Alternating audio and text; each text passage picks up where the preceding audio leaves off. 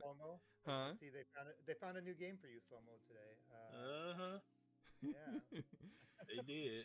Let's start this. Let's start this over again. DPS podcast, Damage Per Second podcast, episode 148. Glad to be back again. We got some special guests in the house, but before we get to the special guests, I want to introduce my co-host, Mr. Gaming Forte. What's up, Forte? What's going on, man? Man, are you sure this is slow-mo backslash channel? Because I got some deja vu going on here with the way that the stream is running so far. But I'm not gonna harp on it because everybody is good for one mistake in their life, and it's cool. But it's good to be here. Shout out to easy people that are in the chat. Also, Okay. I want to announce, well, not announce because you can't announce something the day of. I want to talk about the amazing people that we have here on the panel with us. First, my homie, my man, another legend. He lives here in Michigan with me. He's a great person. OBM, One Bad Mother. What is up, sir? How are you today? Also known as One Bad Insider. I'm just saying. One Bad Insider. I'm just saying Let's go. when he says things, you should pay attention. Just saying. What's going on, guys? It's great. It's great to finally be back with you guys. It's been a long time. It's been a little bit trickier podcasting these days, but and now you should feel a little special that I'm I'm going through withdrawal symptoms of a certain game right now to be here, but it's always it's always great to catch up with you guys. I know I catch up with you guys sometimes offline, and Mr. Forte, I missed you. I tried stopping by a couple weeks ago, and they actually gave him a day off. I couldn't believe it. So at the GameStop, yeah, they gave me a day off. You're right. That's what happens when you got competent people that work for you. You can actually take days off. Yeah, yep. I know how that is, but yeah, I'm looking forward to it. It looks like we got. I was thinking, we're running out of topics, and then Slow-mo just sent me over books, so I'm still trying to. Yeah, it's a lot. Look, it wasn't going to be as long. Pause. Lord. Until today, it just grew exponentially with all like the state of play and Nintendo Direct and just other little information that came up today. But look, we're gonna breeze through this podcast. We're gonna hit all these topics. We're going to get out of here in a reasonable time frame. We say Forte? I said, welcome to the podcast. And once again, shout out to you, Slow-mo, and also the host of one of the best podcasts on YouTube. The host of the podcast that everybody yells at each other because they all have opinions and they are all valued. The host of a podcast that's literally on fire every Friday at 7 p.m. The man, the myth, the legend, the great Mooch. How are you today, man? How are you doing? Fire every Friday at 7 p.m. The man, the myth, the legend, the great Mooch. How are you today, man? How are you doing? Yeah, Forte, it's great to be here with you guys, honestly, tonight. And I'm electric tonight. I gotta be honest with you. Tonight's gonna be a loud one. Tonight's gonna be loud. That's what I said. I hope everyone's excited for a little yelling. I always watch DPS. But I'm going to actually turn this volume from about a 10. We're going to go about a 13. You're always excited to have you here, so it's going to be great. Thank you. Very excited. Thank you guys for the invite. Always watch your show. Excited to be on the show. Oh, man, we're always excited to have you here, so. I have to apologize, Mooch, because I thought you had been on DPS before. No, I have. This is my first time. I'm very excited about it. That's why I was just like, wait a minute, because I was saying, the Forte was talking about, who do you want to invite?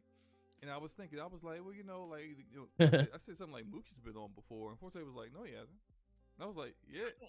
What? I don't think so. I mean, listen. no, you have. You actually have. Yeah, we gotta get the man Mooch on. But it was definitely you had. So like Forte corrected. I was like, well, that's gotta get corrected. We gotta get Mooch in. Yeah, we gotta get the man Mooch on. I appreciate that, man. Honestly, you guys do a great show. Oh, listen, I gotta be honest with you. So even OBM, he's been on Crossfire. I don't work tomorrow night though. Of course, Slow-mo and Forte, you guys are almost ready. I already know where I'll be at tomorrow. Forte works on Friday night, but Slow-mo, you're on so many times. I don't work tomorrow night though. Well, guess what, buddy? I already know where I'll be at tomorrow. Absolutely. And let me tell you something, you're going to love tomorrow night. But we're not here to talk about Crossfire. We're here to talk about DPS. And by the way, I'm very, very impressed that Slow-mo. Well, that's definitely going to happen today. that you sent out so many topics, but someone like me that sends out 12 to 13 a week and we only get to 4, I was We'll see. Definitely gonna happen today. that list. We are doing Okay, more than that 4 looks times. I that looks like promise more we than get 6. More than 4 The fact that you this is wait, hold on. This is the but slow mo. This is literally the first time that your name hasn't shown up in the Discord because you had so many topics. Wait, hold on. What does that say about how many topics we have today? Hasn't shown up in the Discord because you had so many topics. Right, that's what this is. There's a lot of side missions that are very optional if we want to do them or not. There's a lot of side missions in these, like. Right, that's what this is. There's a lot of side missions that are very optional if we want to do them or not. Yeah, that sounds great. I'm telling you, it's gonna work. No, matter of fact, we're gonna. You got gameplay for this? Instead of talking about I know you fell asleep while you was playing it, so that sounds great. First topic, right? You got gameplay for this? Of course. Oh, stop it! That game's it's a fun game. Playing it, so I sure did. That's why I died in the boss fight right afterwards. But yeah. Stop it! That game's it's a fun game. Horizon Forbidden West there's a leak. There's a leak out there saying that Horizon Forbidden West is a new collection that supposedly will be the expansion plus the original base game together, but it's also coming to PC at the same time. But I think the surprising part of this leak is that it's saying it's going to come in like a month or two. So even though it hasn't officially been announced and it was not announced at the State of Play that happened today, it is something that's supposed to be happening. So I guess my thoughts are to the panel, and I want to go to Mooch first, because Mooch, you played this game, right? I platinumed it, absolutely. Oh wow, okay. I'm definitely going to you first. What are your thoughts about this new Horizon Forbidden West collection and it coming to PC? And are you going to pick it up on PC? So, first of all, I want to say good, great. Let it come to PC. The more that get to play the game, the better. Like, that's where we are right now in this era, right? Mm-hmm. But I got to say, it's the same thing I say on the show every week. Like, there is and me and Forte have gone back and forth, and me and Forte are on the same page with this. Like, I enjoy the fact that I went out, I put money down on a console. I enjoyed the console. I enjoy the PlayStation 5. I enjoyed playing Horizon Forbidden West on it. I platinumed it. And now if I want to play it on my PC or on my Steam Deck and take it on the go, so be it. And I think that gamers that have waited or don't have a PS5 and want to play it on PC, I say this is great news, Slow-Mo. The thing about it is that I enjoy the fact that PlayStation still gives a right. And this is something, maybe it's a little old school, but they're still old school. Until everybody changes, which Nintendo hasn't changed, and PlayStation hasn't changed. The only one who's changed is really Xbox, and that's fine. But listen, Starfield came out September 6th, September 1st on early release. I bought it on Steam. They're going to put these things on PC. I have a capable PC. I'm going to get it better. I'm going to upgrade mine next year. The problem is I feel like I'm stepping further and further away from my console on Xbox, and I'm gonna start playing games on PC because they're there day one. The PlayStation says, "Hey, listen, this is what we're doing. This is our plan. You want to eat our meal? You got to eat at our restaurant." And then after 2 years, I believe I have it right here, Horizon Forbidden West, February 18th, 2022. So if this game comes out, it's almost 2 years old. It's like a year and a half, yeah. Year and a half, going on to, it depends. We don't know the exact release date. Right. All right, now if I want to buy it again and enjoy that on the go on my Steam Deck or play it on my PC, awesome. Good for me, good for everybody out there. So I got to say, bring it on. Bring those games to PC a year, 2 years, 3 years later. But it still gives a reason for me to go out there and buy the console. And shout out to Forte. Forte's out there doing the Lord's work. Okay, he's out there. I love GameStop. I always support GameStop. I don't care. I don't care what the media says. I don't care what the public says. I support that store. I love it. So I would support GameStop if I had people like Forte at the GameStops in my area. And GameStops in my area, they barely acknowledge me when I walk in. I ask questions. They act like I disturbed them while they were eating or something. And it's just like, you know what? Why do I come in here? I'm just not going to come in here no more, and I don't. There is a little bit of that. I mean, some of the great managers that I've known over the years have moved on to different jobs. But I got to say, that's my area. I wish I lived closer to Forte because I would be hanging out with Forte pretty much every day. Oh, But I would, Forte. Honestly, you're awesome, dude. You're a gamer at heart, and you love the work that you do, and it shows. But I mean, when it comes down to it, to get back to Slow-Mo's point is, this is all good stuff, right? What does it do? It's the same thing like Xbox fans say. This puts more money in Sony's pocket. It's a cheaper price for them to have to do it 2 years later. And you get to utilize the console and give the customer, the people that went out there and put $400 or $500 down on this, a reason for owning it. So I went out there, I enjoyed it. Have I bought or double dipped? I really haven't done it much. I didn't. You guys know I love The Last of Us. I didn't buy The Last of Us on PC. I've beaten The Last of Us a bunch of times. You missed out on a frustrating time, so don't worry about it. And I mean, don't get me wrong, I love my PC, but let's be honest. Even Star Wars Jedi Survival, right? I'm going to be playing that now that the 7th patch came out on my PC.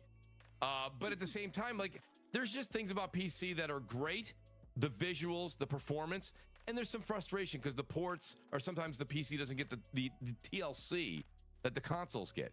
So, I mean, I enjoyed this game for what it was. I think that for Horizon Forbidden West was leaps and bounds over Horizon Zero Dawn. You guys know I didn't care for Horizon Zero Dawn. I just didn't. The story didn't capture me enough. I thought the mechanics were sluggish. I didn't really like the first one. This one here, much better. Much better.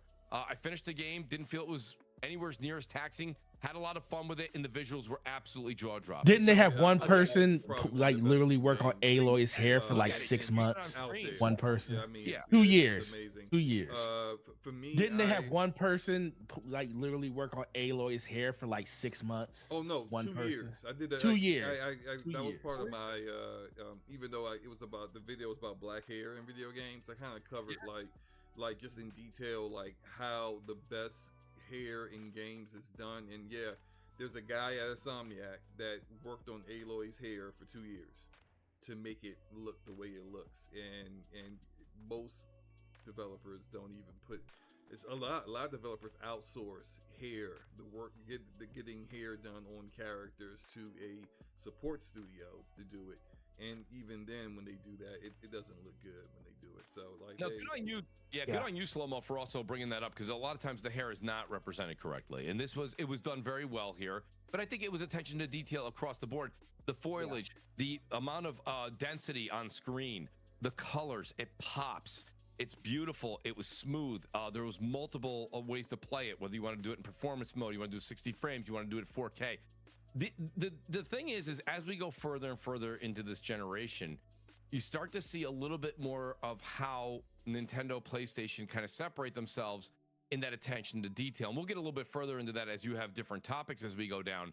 I can't wait to even talk a little bit about Starfield. I'm about 26 hours into Starfield now, and we'll get into that when you get to it. But I think that this is a great thing, Slow-Mo. So a lot of people are down on it. I think if you have a PC, you don't have a PS5, buy this game. Check it out, enjoy it. I'm sure it's going to be a great port. I really do. I think it's going to be a great rendition on PC. I don't think you're going to have anywhere near the problems that they ran into on The Last of Us. I think they learned their lesson on that. Yeah, I think the way Sony seems to be doing their ports is that they'll have a port studio for a specific first-party studio. For example, Nixxes does Insomniac, which makes sense because Nixxes is the best at that, and Insomniac drops more games than everyone else. Yeah. Unfortunately, we got Iron Galaxy for Naughty Dog, but I think it's called Jetpack Interactive that is doing either they did Horizon Zero Dawn or they did God of War. I can't remember which one, but the studio that did Zero Dawn, when it first came out, it needed some work, but they got it under wraps. I think that they may have learned some things about the Decima engine, and that will allow them to get it out there a little bit better. For me personally, I'm not getting this one because I played. I actually enjoy Horizon Zero Dawn more. Not saying it is a better game than this one. This game is better than Zero Dawn in every aspect except story to me. And this is like, for me personally, like it is like my digital NyQuil. Like I can't, like I recorded this footage earlier today just to have something for the show, and I was just like, yeah, I'm gonna have to turn this off because I'm just not trying to fall asleep at my desk. But no, I'm happy for those who love the game, like you, Mooch, and really enjoyed it. There's a lot of people in the community that really like enjoyed it and platinumed it, and more power to them. And I think it probably would do well, probably would sell better than some of the other Sony games on PC have done. Yes. One bad insider. Yeah. What are your thoughts on this going to PC? Well, I guess I'm a little bit opposite of Mooch when it comes to the old. Did you get it from school. Micro Center, sir? Kind of transitioned into the way Best Buy. Got myself the 4099. You know that slow-mo consultant. Did you get it from Micro Center, sir? Oh, nice. Well, that's definitely worth it. That's like a $200 value. Buy? Yeah, I have one of those memberships. No, they put your PCs together. Nice. That's definitely worth it. And That's like a $200 value.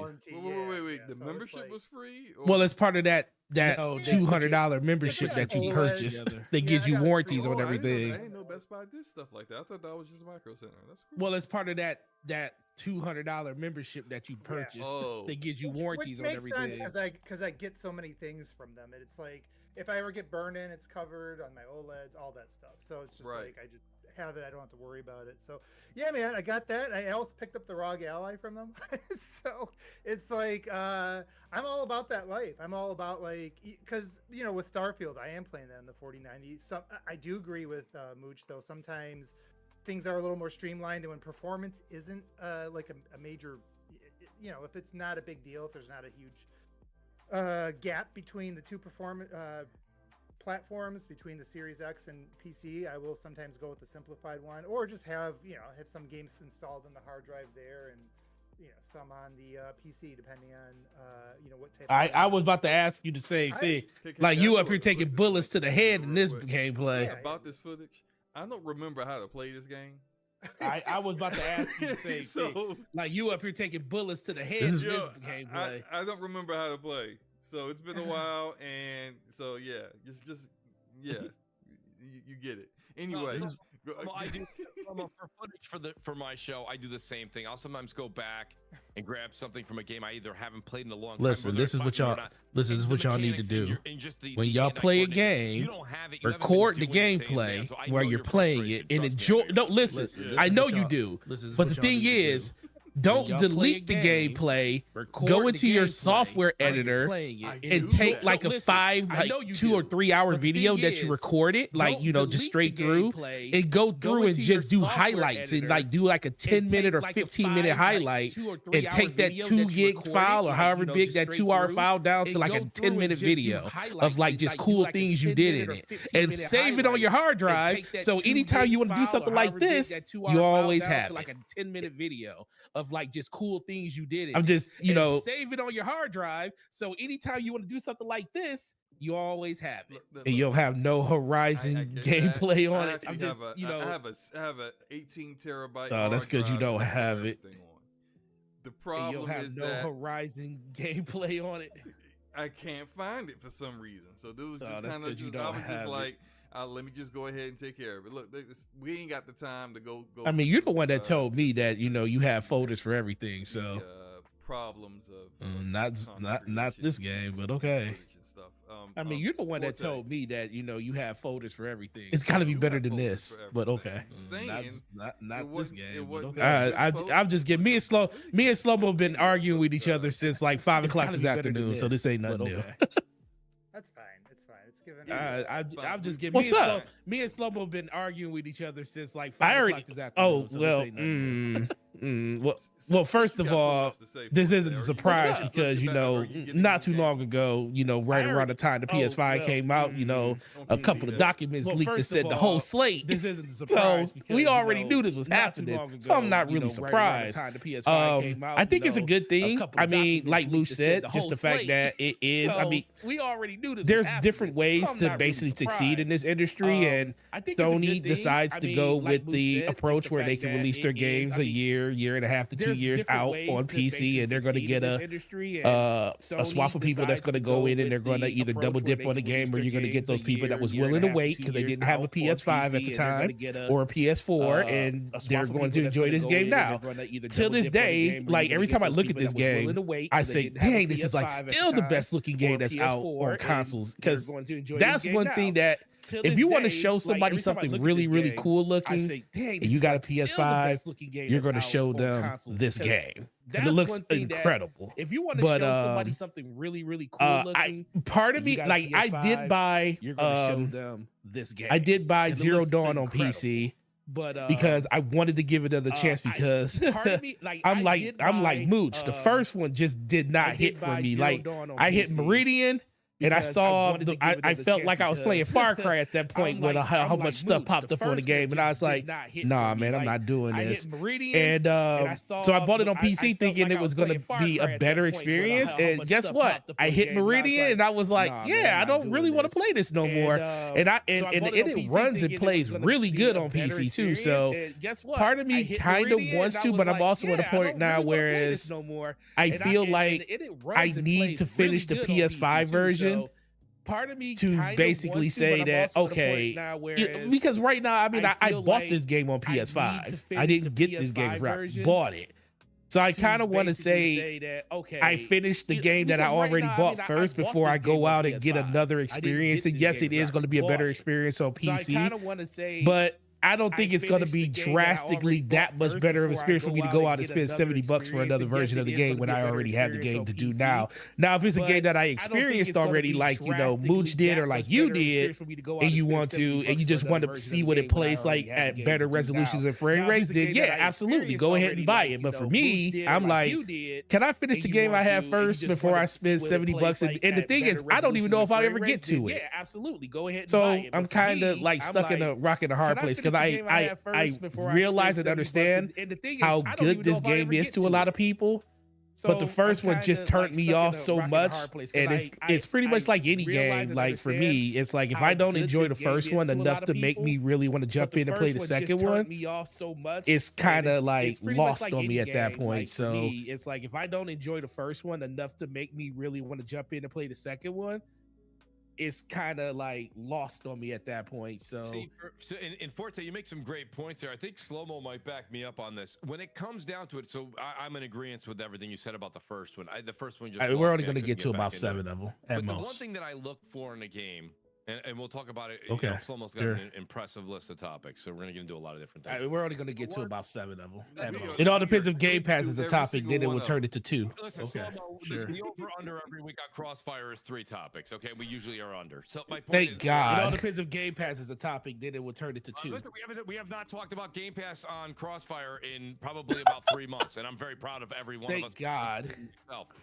But the point of the matter is right, because Game Pass is kind of an old topic. It's not growing. Nobody cares. All right. So anyway, we're talking about it in the right.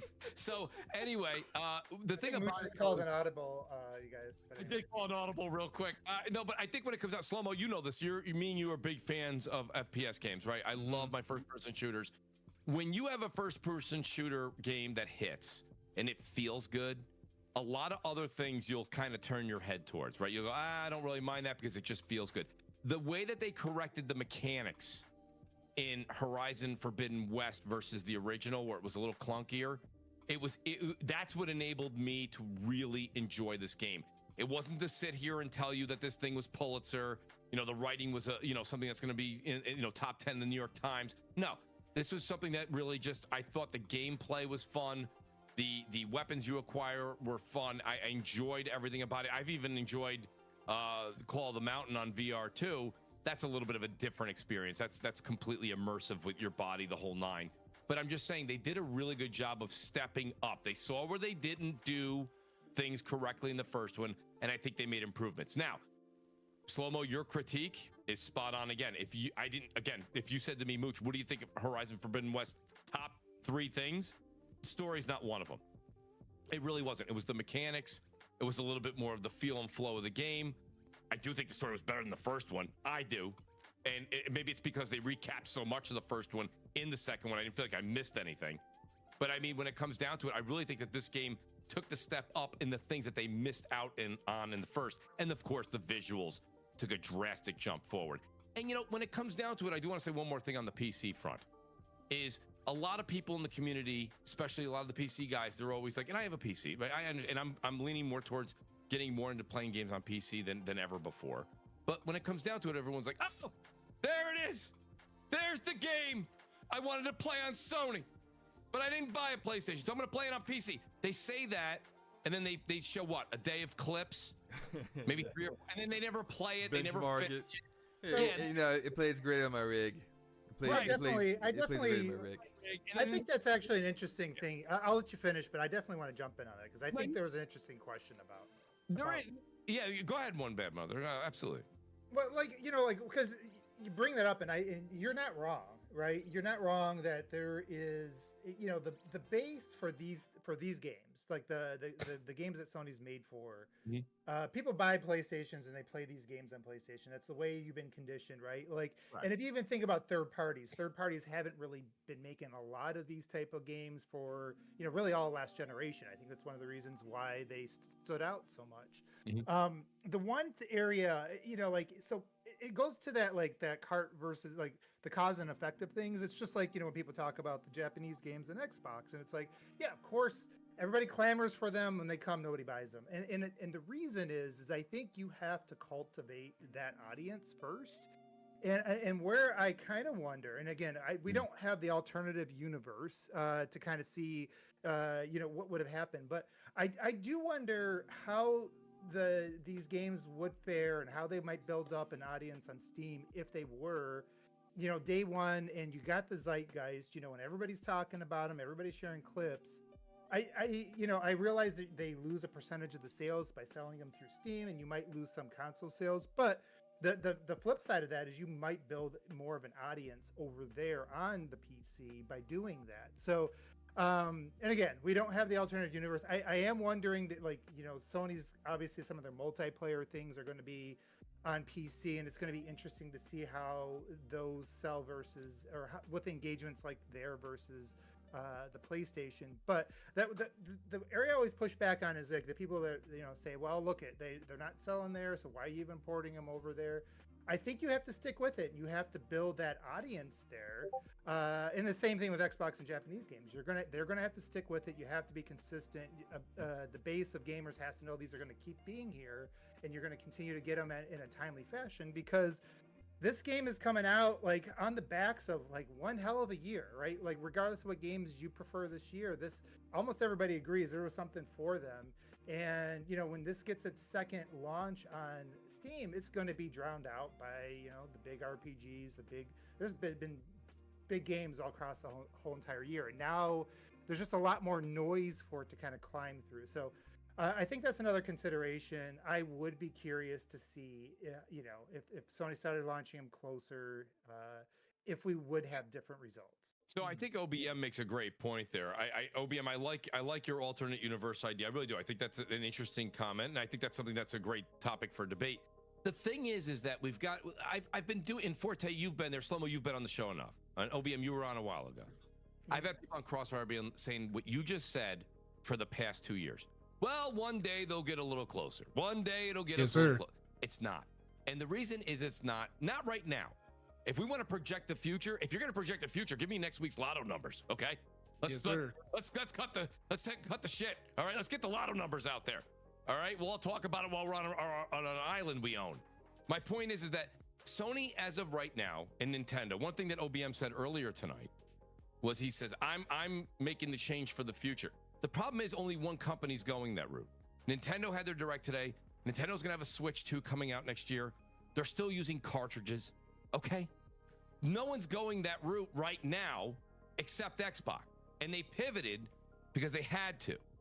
So PlayStation knows, and I use the restaurant analogy a lot, usually because I'm starving to death. But the point of the matter is that they have a recipe. If you want to eat it, you have to go to their restaurant. You have to pay admission. Now, if they took that recipe and they put it everywhere, well, okay, hypothetically, you'd say, well, they can get it everywhere. But then you wouldn't go to that restaurant. And let's be honest, their restaurant is the PS5.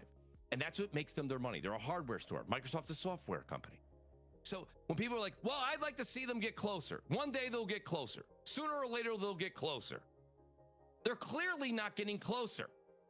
They're clearly not getting closer. Not this generation. Let's not talk about the PS6 and moving forward. Let's just talk about today. Let's talk about next year. Go 2 years out. They're not going to get closer.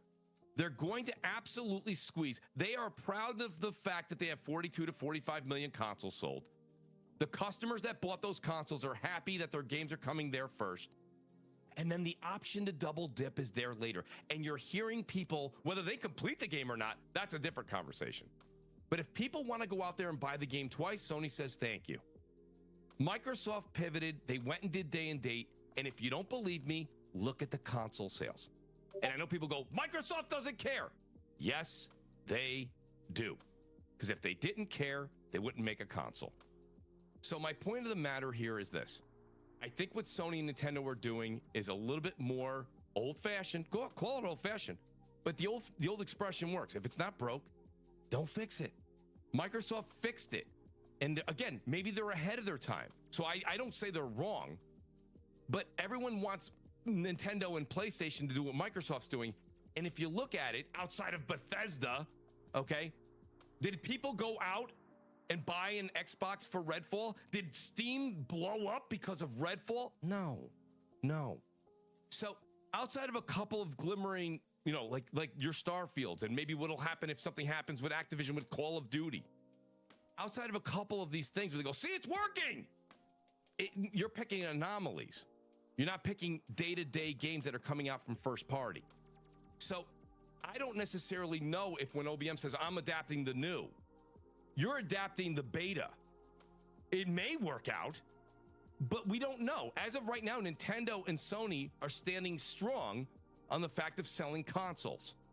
And then they'll double dip with their games elsewhere. And right now that works. And I know a lot of people don't want to hear that, but that's what it is. And the numbers prove it. Yeah, So, I do agree. I think that Sony is fine with the cadence that they have right now. I think they see sales on PC as extra. Like after the revenue cycle and the tail ends on PlayStation, they're not. There's never recovering again. It's not going to. The sales aren't going to go back up on PlayStation. They put those games on PC and they get a new influx of gamers that might and I do to OBM's point, it is going to be consistency on PC where they start to more PC gamers start to check for what Sony actually comes out for. And I don't think they're like they've said they are fine with the sales on PC and I don't think they're like capping. I think they're being truthful about that. It's just that I also kind of feel like that if they really truly want to capitalize on the PC platform, you look at what's on the PC platform and you got to start actually creating games that PC gamers gravitate towards. Yeah, I'll just use an example. Like for example, Valheim. Valheim looks like I made it on my Commodore 64. And Valheim probably has sold more units than all the Sony PlayStation exclusives on PC combined. But that game is so basic and small, and it just really just comes down to them understanding the platform more and then going ahead and actually providing what people want, which might be some of these live service games that they're coming out with, which is the reason why they're doing those at launch with PS5. But we'll see. I knew this was gonna happen. This ain't nothing new to me. So far behind, and I know y'all did this on purpose. I know y'all did. Yeah, you had to know you were setting this up. I knew this was gonna happen. This ain't nothing new to me. Topic show when you had both me and Mujan. Yes, I did. Anyway, moving on. Starfield. All right, well, this is the topic of the show, guys. Starfield is getting updates. And some of those updates are that you're getting mod support. Well, the only update really for Xbox is that mod support will be going to Xbox in 2024. And essentially, like the best mods that you see on PC, the most fun, the ones that don't break the game or anything like that, you'll start to see those trickle onto the Xbox side of things next year. But for PC, because the PC version needs some love. needs a little bit of work, right? The PC version is getting a brightness and contrast controls, FOV slider, which is like ridiculous that there was no FOV slider there at launch. They're fixing the HDR and they're adding in an HDR calibration menu because the HDR is non-existent. Finally, NVIDIA's DLSS upscaler support. What is it again? About support? 32.9 ultra wide monitor support. 32 by 9. Oh, so super ultra wide. What is it again? 32, about support? 32 by 32 by 9. Yeah. Oh, so super ultra wide. Yeah. And then and I'm happy about this one. An eat button for food. Yeah, that's I don't even touch food in the game because of the like. Yeah, no, I literally sometimes just stop and find a quiet place in combat to just eat a bunch of food, just chow everything down to get the health back when I need it. You got to eat like 75,000 pears to go up a half an inch in health. Yeah, like, just that like, too. It's like it's like one candy bar, 1.5 health. I'm like, that's it, man. So I did learn from somebody that the food in the game is actually more for crafting than it is for like eating on the spot. Yeah. But either way, I probably if you're not going to get into the crafting, which a lot of people don't, then just give them something for eating on the spot. Right? Yeah, for health. Absolutely. Yeah. Health and ammo. Please put some health and ammo in the game. I mean, even if you want to be stingy, but just not that stingy. Yeah. So improvements you just said, Slow-Mo. You know what it sounded like? It sounded like Bethesda could have used a year delay. Oh wait, they got one. Go ahead. I apologize. Criminal. Yeah, this game definitely not having the FOV slider at launch is that's frankly egregious. Criminal. It doesn't make any sense how you launch the game like that. And I know that they refuse to speak on it, and AMD has got their new marching orders, but like you definitely explicitly chose not to have DLSS or XESS, which is the Intel upscaler, at launch, and both of those upscalers are better than FSR, and your game is very demanding. Like there's some people who got 4090s and very unbalanced builds. I will say that. Like if you're running around out here with a 4090 and your CPU is 6 years old, what are you doing? Why did you do that? You should know better. Like, but like and those people are just like, man, I can't even play this at 60 FPS. I'm like, well, your build stinks. Sorry, but for other people who actually built a balanced PC, your performance still stinks. So like, we got. It's definitely CPU intensive, and I think that's the thing that caught a lot of people off guard, because it will utilize your CPU pretty fast. So if you don't have a high-end CPU, you're going to struggle with 60. I think regardless of what sort of video card you have in there. Absolutely. I actually got a chance to try this on GeForce Now because it just showed up on GeForce Now yesterday. And wait, was it yesterday or was it last night? I mean, the night before. I can't. Either Wednesday or Thursday night. Wait, it's Thursday night tonight. Oh my god. Okay, look, it was yesterday. It was definitely yesterday. Sorry.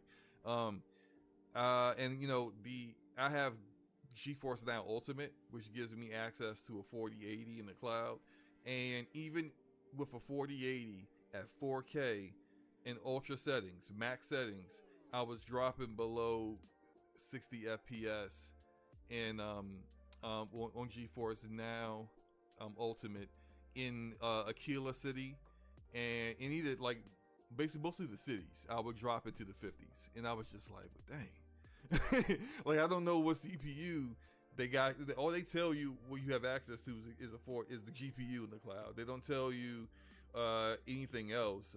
Definitely storage wise, it was not as good as the SSD I have in mind, but it's just that the fact that even with a 4080, it still was putting the work in just says a lot about the state of Creation Engine right now. But they got to get some improvements there to get it. I mean, the game. I love the game. So I play a little bit on Xbox, on all this? and I played it predominantly on PC. I mean, the game. Maybe because I haven't tinkered, I haven't really had performance issues or anything to really notice it because I just kind of let mine stay at whatever.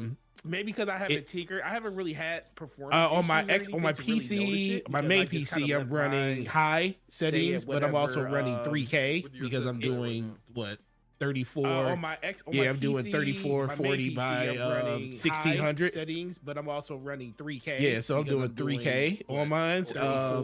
And I don't know if it has something to do with the fact that this game has the smart so I'm doing 3K, the smart detect where it detects whatever normally when you plug up your monitor it tells you most people's monitors say generic PC monitor as your input device or your output device.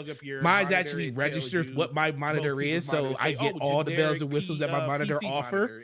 So that might also help with it. Now when I play it on my laptop, I'm running it at low settings because I have a good laptop, but Lord have mercy how much of a good laptop you need. My laptop has a 2080 Super in it, and I can only get I can probably get up to medium if I turn it at 1080p, but I kind of want the performance better. So I can definitely think that these improvements are going to definitely make a thing. I didn't have a problem with the FOV slider because that was a patch that was put out day one that I literally found out about, and I was like, oh, this is the first thing I'm changing. I didn't have a problem with the FOV slider because that mod. There was a mod. It was a mod that you could change it day one. And I was like, oh, this is the first thing I'm changing. Oh, you mean a mod, not patch? Mod. No, mod. There was a mod. It was a mod that you could change. I haven't done any mods yet because, and then I did find out today there was another yes, mod it does. It does. But if you use a mod, then it disables achievements.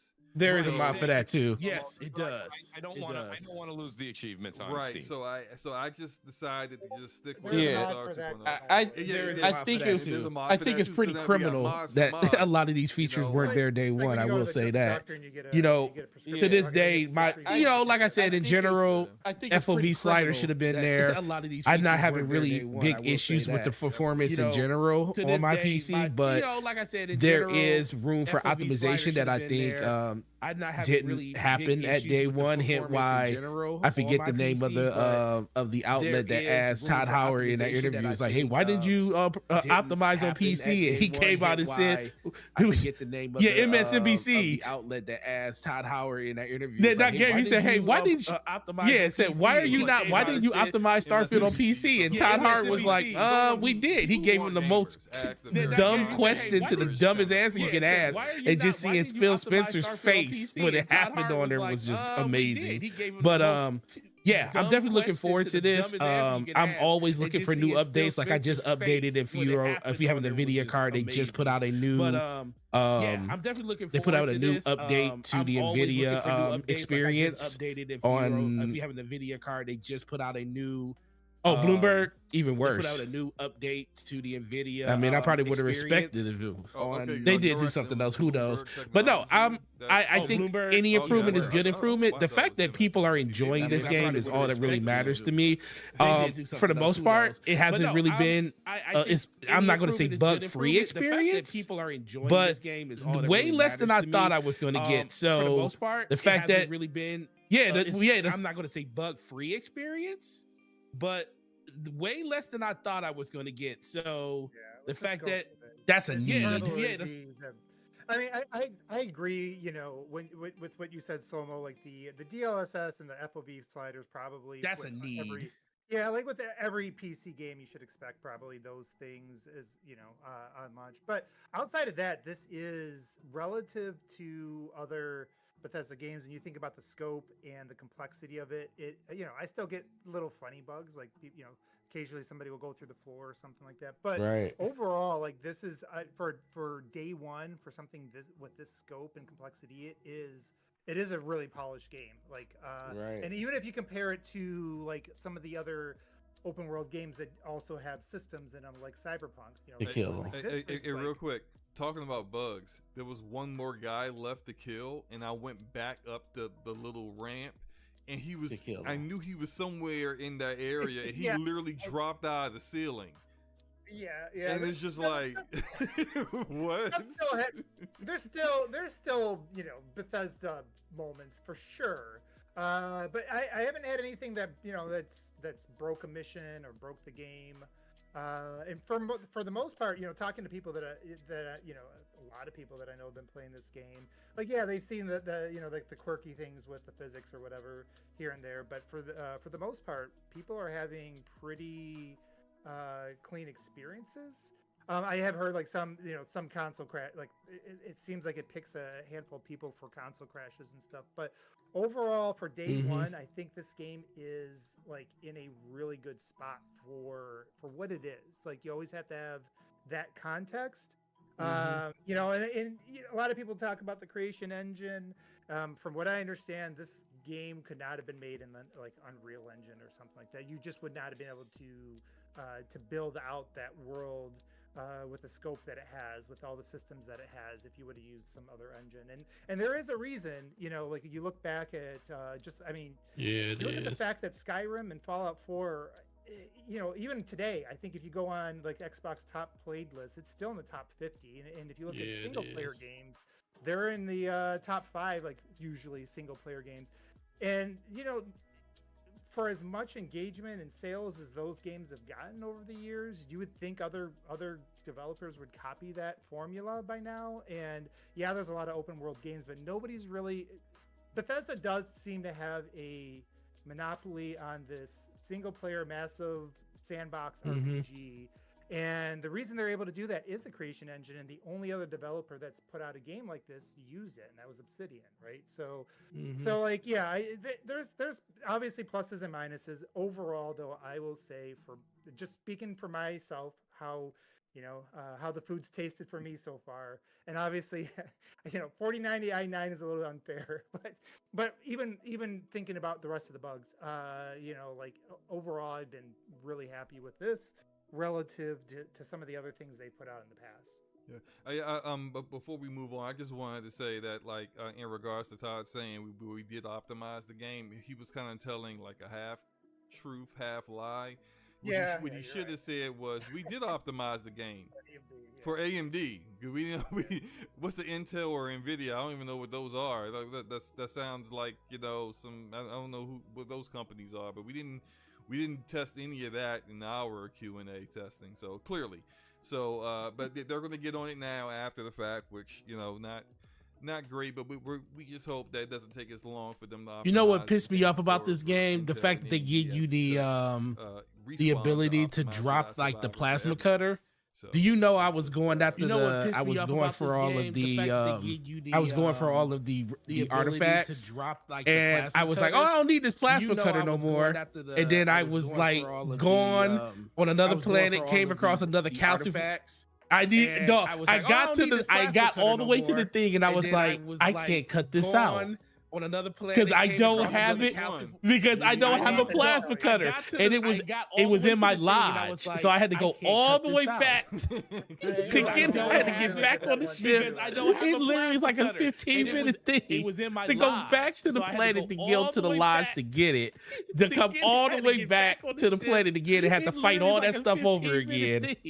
To go back just because I to guild to the lodge to get it. And the game doesn't tell you that. The game doesn't tell you like, hey, you might need to keep this on you at least one of these at all times. Just because the game itself in Forte. And the game doesn't tell you that. Because they gave it to you. Like, hey, you might need to keep this on you at least one of these at all times. The reason I figured to hold that plasma cutter at all times is because they gave it to you. First thing they give you. Yeah. And you know that the game is about, at some point, or a big part of it is mining the resources. So I've always kept it. But the one thing that is tedious about the game, and it's the conversation. I've had some great conversations. I mean, like I said, I got 25 hours into it. I'm going to finish the game. I'm enjoying my playthrough for what it is. I mean, I think everybody on this panel, and if you disagree, I'd love to hear it. It's to get on the ship, you load a screen. To do this, you load a screen. To check your missions, you have to hit your start button, then you hit your select button. And it's I feel like I'm in my menus equally to the amount that I'm doing what Slow-Mo's doing on screen right now. I feel like there's just, the inventory management is brutal. The quests are okay. They're not bad, but like I think OBM said it, it's a Bethesda game, and And when you hear Todd say this was 25 years in the making, and everybody said this is going to be the next coming of you know who, I think when it comes down to it, it's a good game. It's a very good game, but it's not a great game. That's the thing. I mean, you know, I mean, this is definitely a top 5 game for me, but I have 95 hours into it, and I've done. You're gonna play more games, OBM. I think you know, when it comes down to it, you gotta play more games. You play a lot of Halo. You gotta step into another realm. I think when it comes down to it, it's a good game. I'm not gonna sit here and bash it. I'm not gonna do that. I'm just saying to you that this was supposed to be 25 years in the making. This was Todd's, you know, baby. This was supposed to be the and you see Slow-Mo's gameplay. What is next gen about this? It's not the visuals, you know, it's not the gunplay, it's not the loading screens, it's not the space travel, it's not the companions, it's not really the story. It's all good. It's none of it's great. And I think a lot of people are scared to say that, and I'm not, because I'm enjoying it. I enjoy a lot of games they don't have to all be 10s. Okay, I don't enjoy all 10s. You know, I enjoyed Days Gone. That's not a 10. You know, I mean, it's just, my point is that, like, I think the build-up for this game hurt it more than any of this stuff we're talking about with the problems with PC or all the nonsense that we see on, you know, back and forth in the console wars. It's just, the game was overhyped a bit, and you see it in the review scores, and you can get into it if you want to, but like, you look at before September 1st, and I'm going by Metacritic for those of you in the audience. Metacritic, the one that everybody posts pictures of, not something else, not Cousin Lou's review. Okay, Metacritic. Hey, everything Cousin before... Lou's reviews. Yeah, Cousin Lou's review. Just 4 out of 10. You know, 4 out of 10 Cousin Lou's review is in Metacritic. So well, you know, Cousin Lou said it was a 10 out of 10. Okay, great. But like, everyone goes by Metacritic. That's what everybody posts. Yeah. It's, you know, it is what it is. You can say you don't look at it, but that's what like when people say Game of the Year, they're talking about Jeff Keighley's. You know, there's 8 other award ceremonies, but everyone talks about Jeff Keighley's. So we're talking about Metacritic, and before September 1st, it was all 9.5s, 9.7s, and 10s.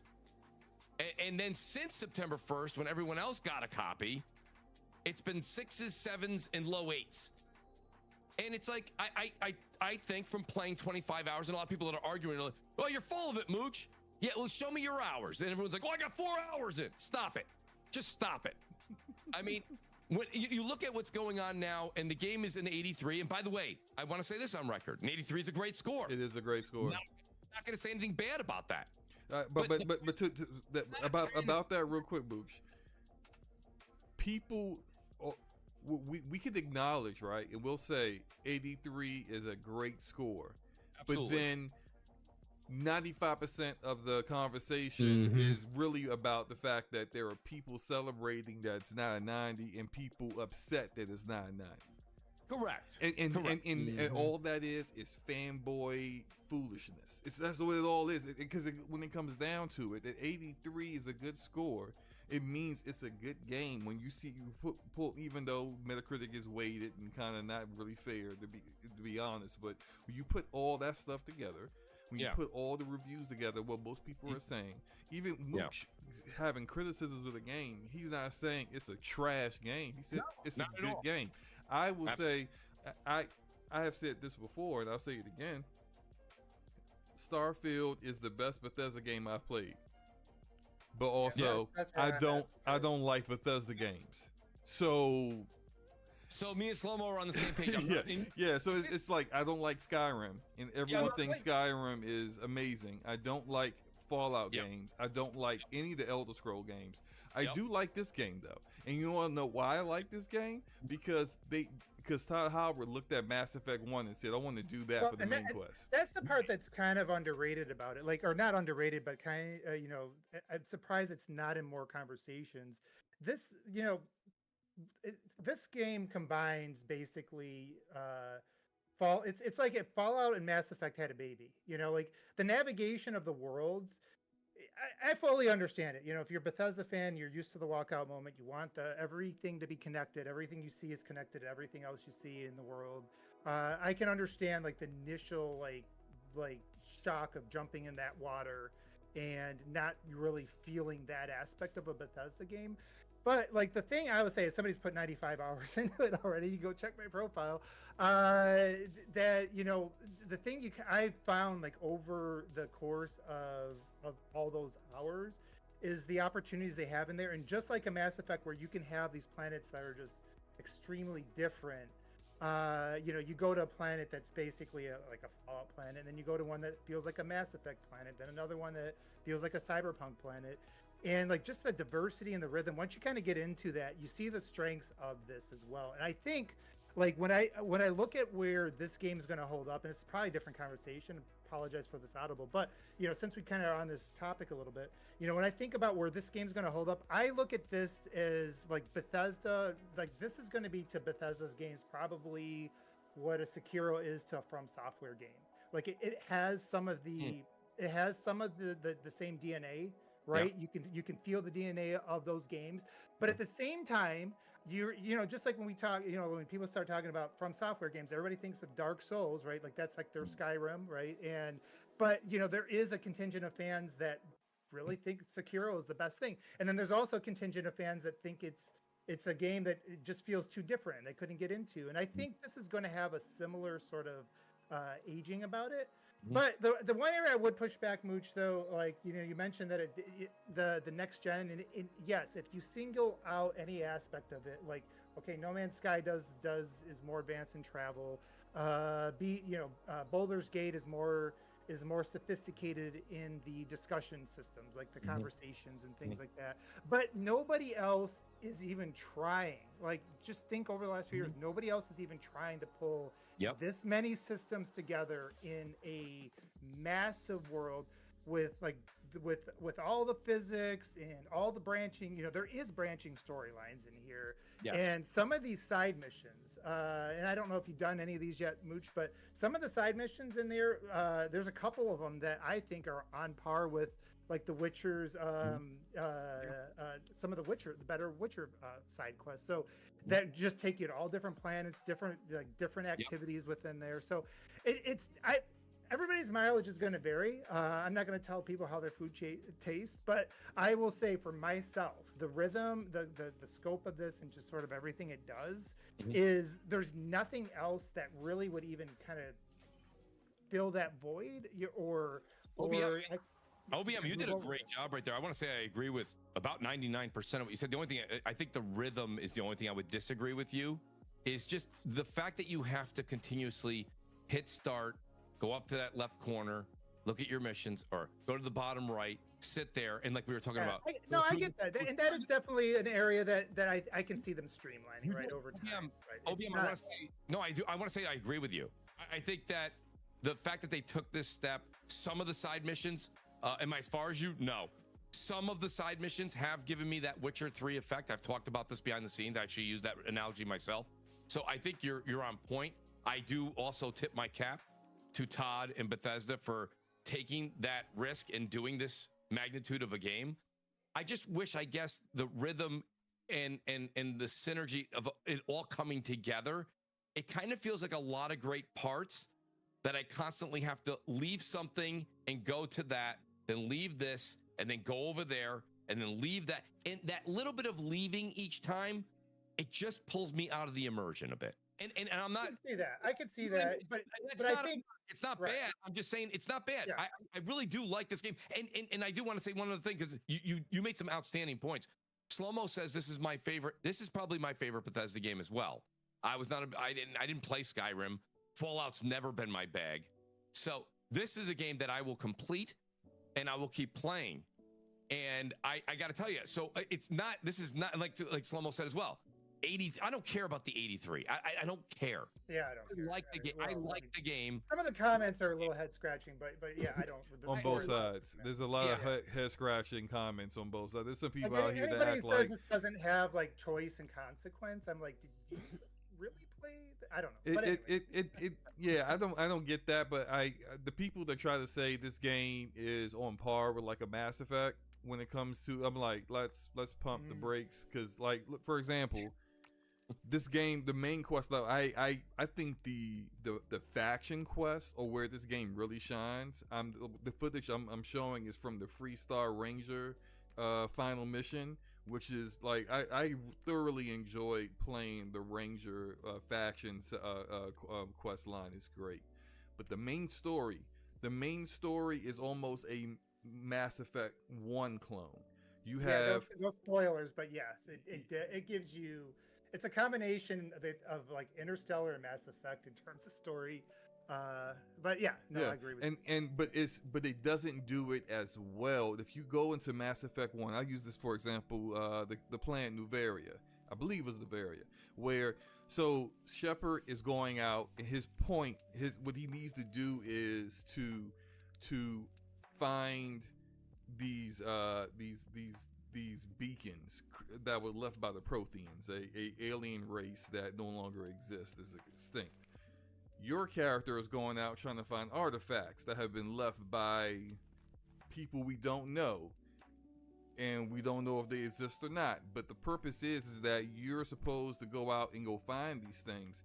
When you look at Mass Effect, the way they would do it, you would go to a planet, and then like you go to like the Zoo Hope conclave, and all these people are weird. You don't know what's going on. That's a whole nother side quest right then and there.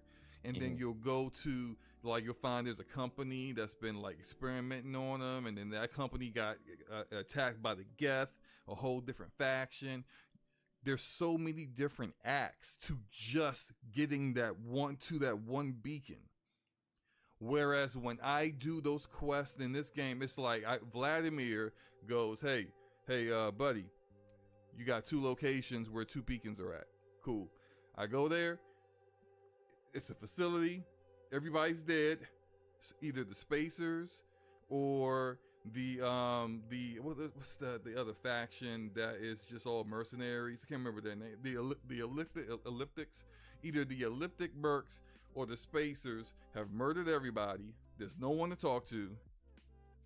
I'm just go in and kill everybody and then touch the beacon. It's like it's different, but it's still patterned after Mass Effect. You know what I mean? To not harp on because I promise we getting through these topics. And if we keep going, we will be talking about Starfield until midnight. So we will move on. I played it for 95 hours. I could probably talk about it for 10 hours. But anyways, yeah.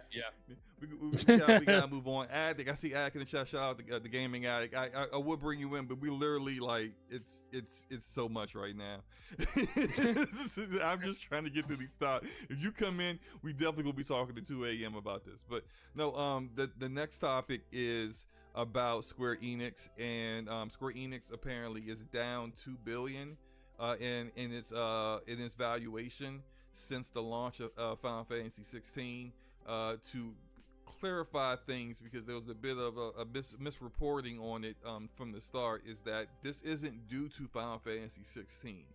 It's just since Final Fantasy 16, the value of the company has gone down $2 billion, and it's mostly due to the failure of literally all of their previous games. Like in the past 12 months, I believe, they have dropped like I think maybe a dozen games, either between 9 to a dozen games, and I don't think any of them. And we understand that Square Enix has a little bit of a different mentality on what is a successful selling game, but even under normal metrics, a lot of those games did not meet expectations, like Forspoken. Like look, I played this one game, and I think part of the problem is that I can't remember the name because it's so long. But it's like this game is kind of like a Phoenix Wright horror game. It's really good. It is an amazing game. Came out on PlayStation and PC. I absolutely adore it. Played it earlier this year. It came out last year though. Ain't nobody played it. So it's just like part of the Square Enix's problem, I think, is the marketing. But to kind of get into the discussion,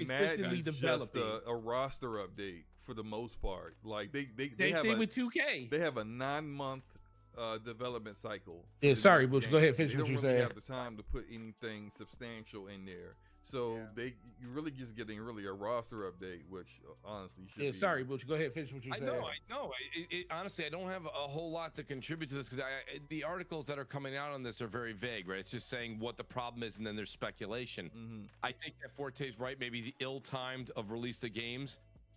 Maybe they're also niche. Some of their smaller games are niche games that only hit a certain audience. Very much, You know, it's not one thing. I think it's a conglomerate. Now, you know, a lot of people, and you know me, I like I said, I don't care if it's PlayStation, I don't care if it's Xbox, I don't care if it's Nintendo. I'm not a big fan of all this acquiring that's going on, but I do think that you could also look at it as it gets their valuation down, their value down basically for a takeover here. So when you see these numbers, do you think they want that? Do you think they want to be bought? I don't want to say that I think they want to be bought because I don't know. But if you look at it, they may want to be acquired. And I think that if you look at the games that they have and the catalog of games that they have, you know, of course, we always pinpoint them to PlayStation, which again, I'm not sitting here pom-pomming that. But like if they do go there, they're probably better suited. Their games will get more attention. The marketing would go up across the board, not just on a Final Fantasy deal. Yeah, I think it works. Like Sony, they have very similar focuses in game development and the things they like to see, like presentation and slow-mo. Yeah. This fits Sony's docket for as far as right. Yeah, it does. It not only on their MO as far as their games and the games that they like to put on their console, but it's also something that they can grab a ton of IP and probably get this company for a decent price at this point.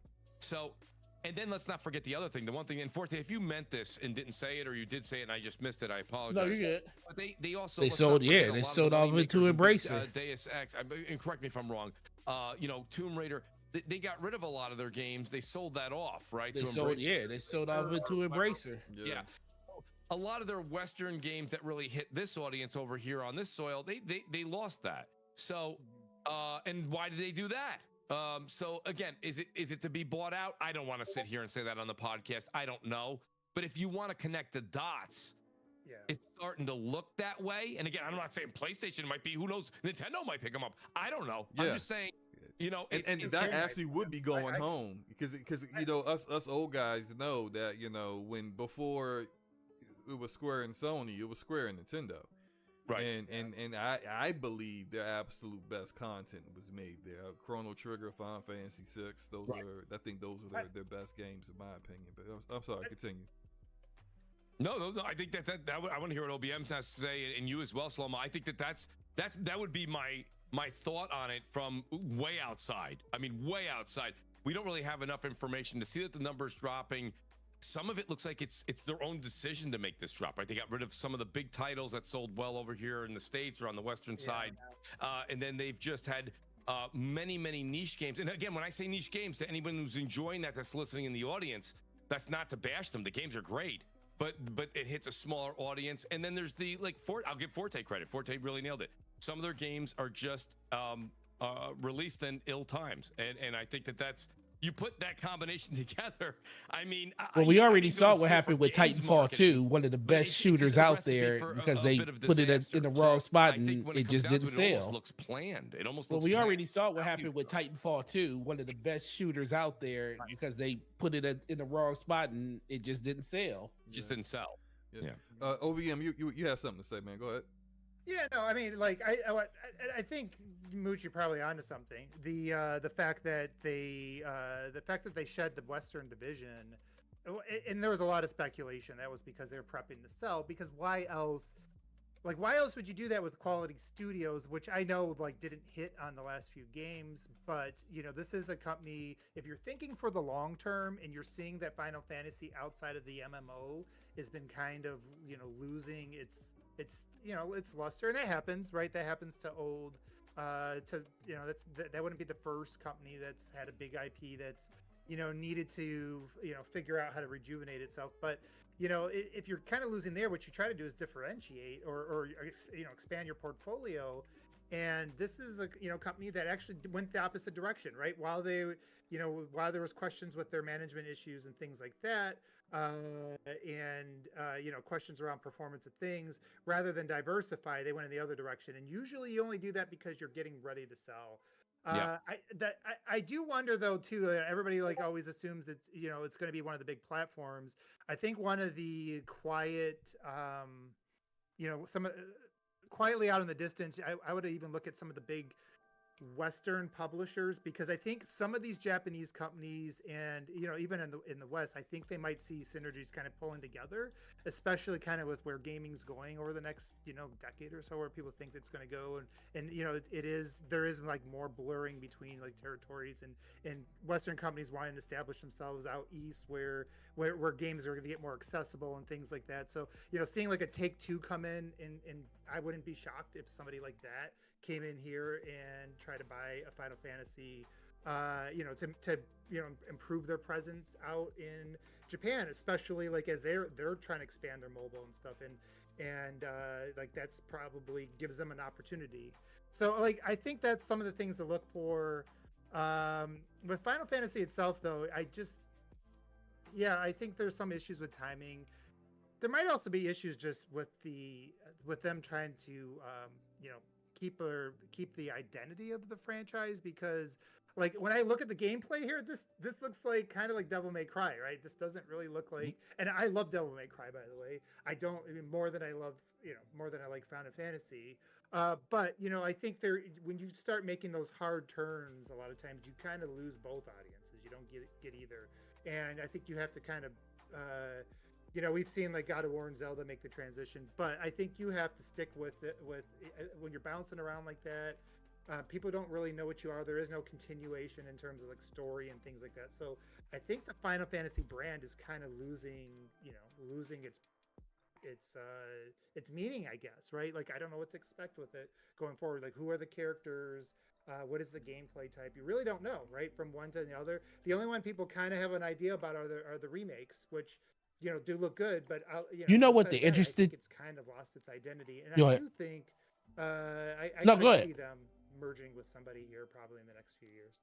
The only thing I was going to say to OBM though, and I apologize for it, it's just I think what OBM said is a negative is actually for me is a positive. I like that I don't have to, and I've been gaming for a very long time. I have all of them right behind me. I have the original Final Fantasies on the NES and the SNES.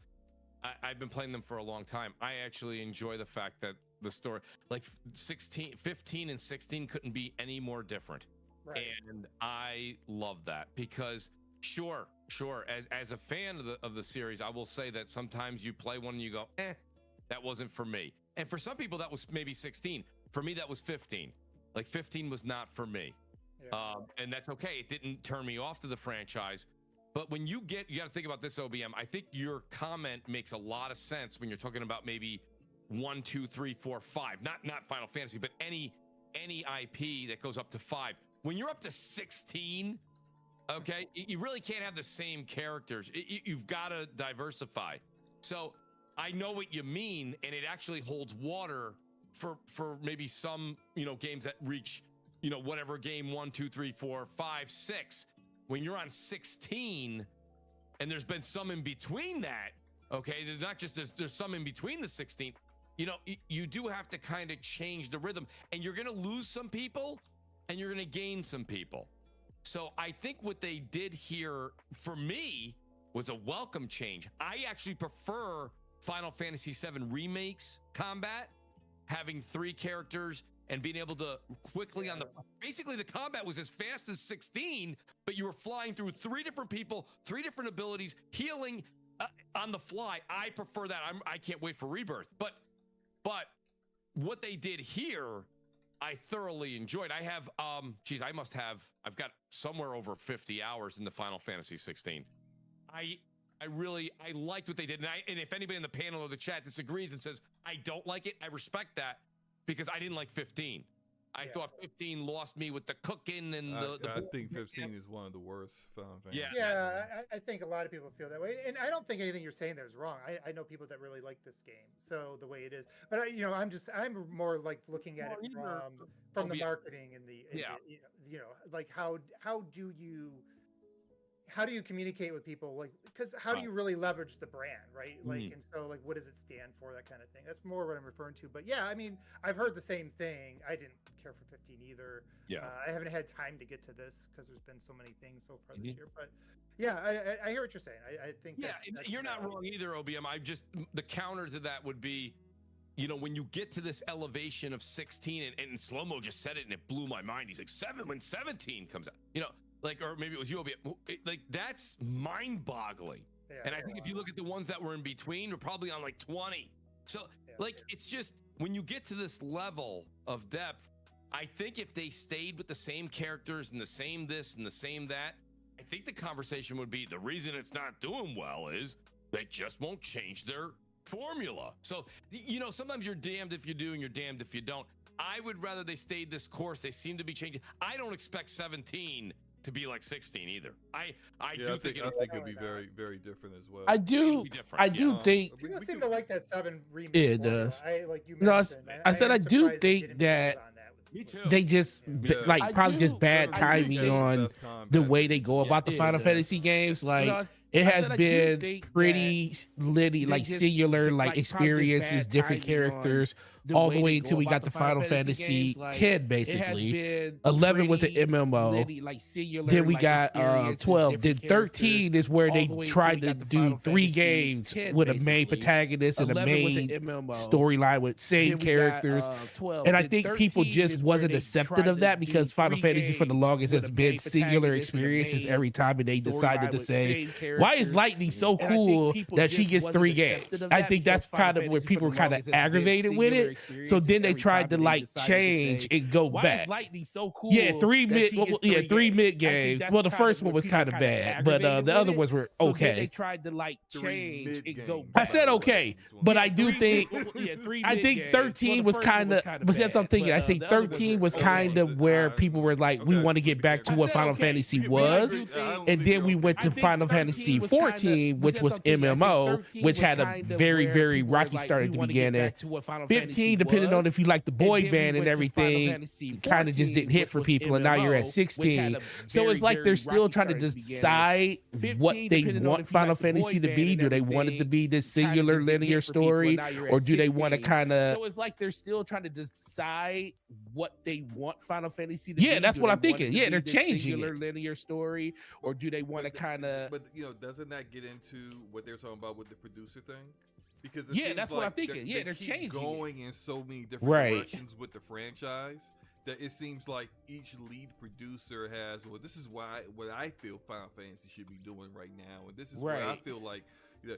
People want more action games now. They don't want turn-based. They don't want close to turn-based. So we're gonna go further in that direction. But what if Yoshi P isn't doing Final Fantasy 17? There's a different producer, and that's gonna have a completely different idea or opinion of where Final Fantasy should be. The lack of consistency in the franchise, I think, from now look, there's certain mainstays that are always there. You know, like Sid's always there. You always have your chocobos. You're always going to have your Moogles. You're always going to have those things that are always in Final Fantasy. You're always going to have the summons. You're always going to have Biggs and Wedge doing something stupid and dying, right? So you're always going to have like that kind of focus into the game. But when it comes to the gameplay and whether to go without a party or have a party, those kind of things, like that's where if you're consistently being inconsistent with how you provide that you could lose your base a little bit, because people are just like, I liked it better when I had this, and I don't have that no more, or I liked it better when I had something else that they used to have back in Final Fantasy 12.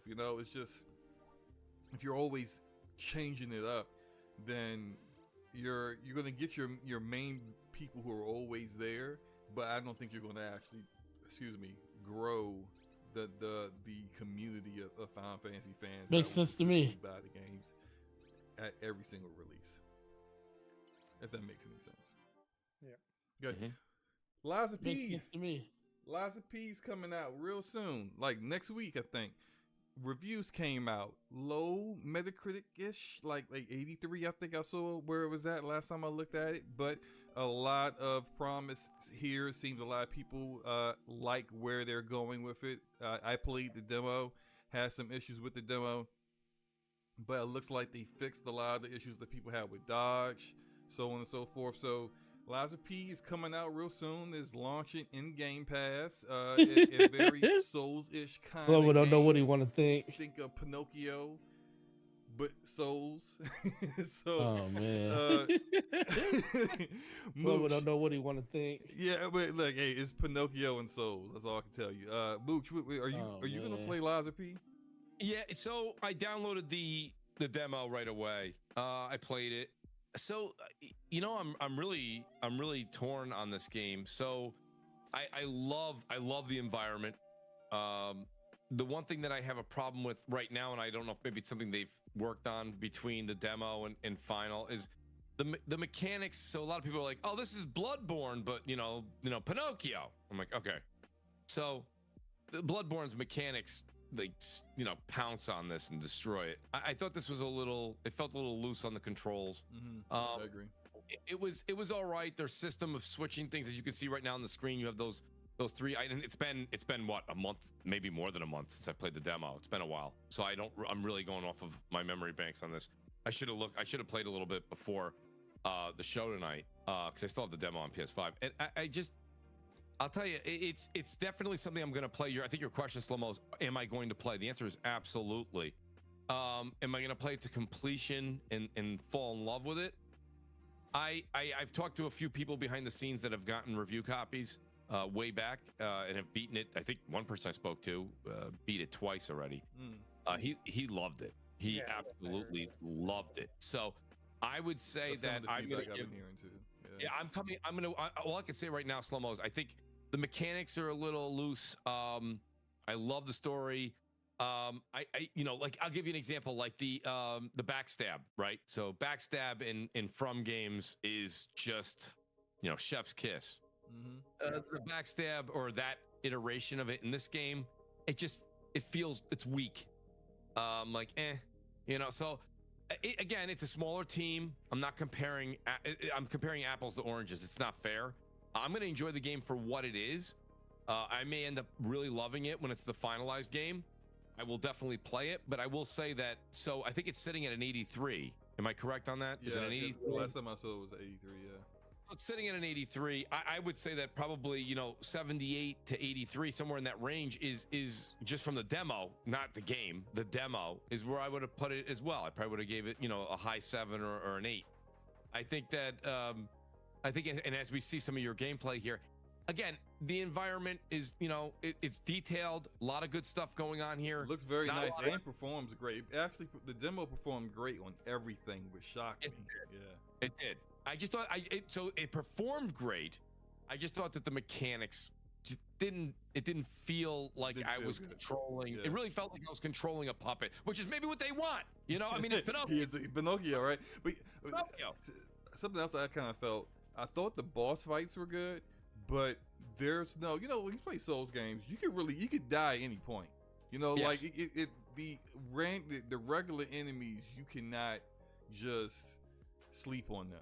You will get slept in, so very easily. And I kind of felt like the enemies were so telegraphed and so easy to figure out in this. Great so point. I those was like that, and I thought the dodge was kind of iffy. In addition to the things that you said, kind of was like my complaints with it. But I'm gonna try it out. I mean, it's in Game Pass. I'm gonna give it a shot. I don't. Some of the Souls-like games that aren't from FromSoft, they're normally pretty hit or miss. And for me, I will try them. Like, I think Mortal Shell. Like, some people like Mortal Shell. I hate Mortal Shell. I think it's an awful game. Anybody who likes Mortal Shell should have to spend at least a year in video game right.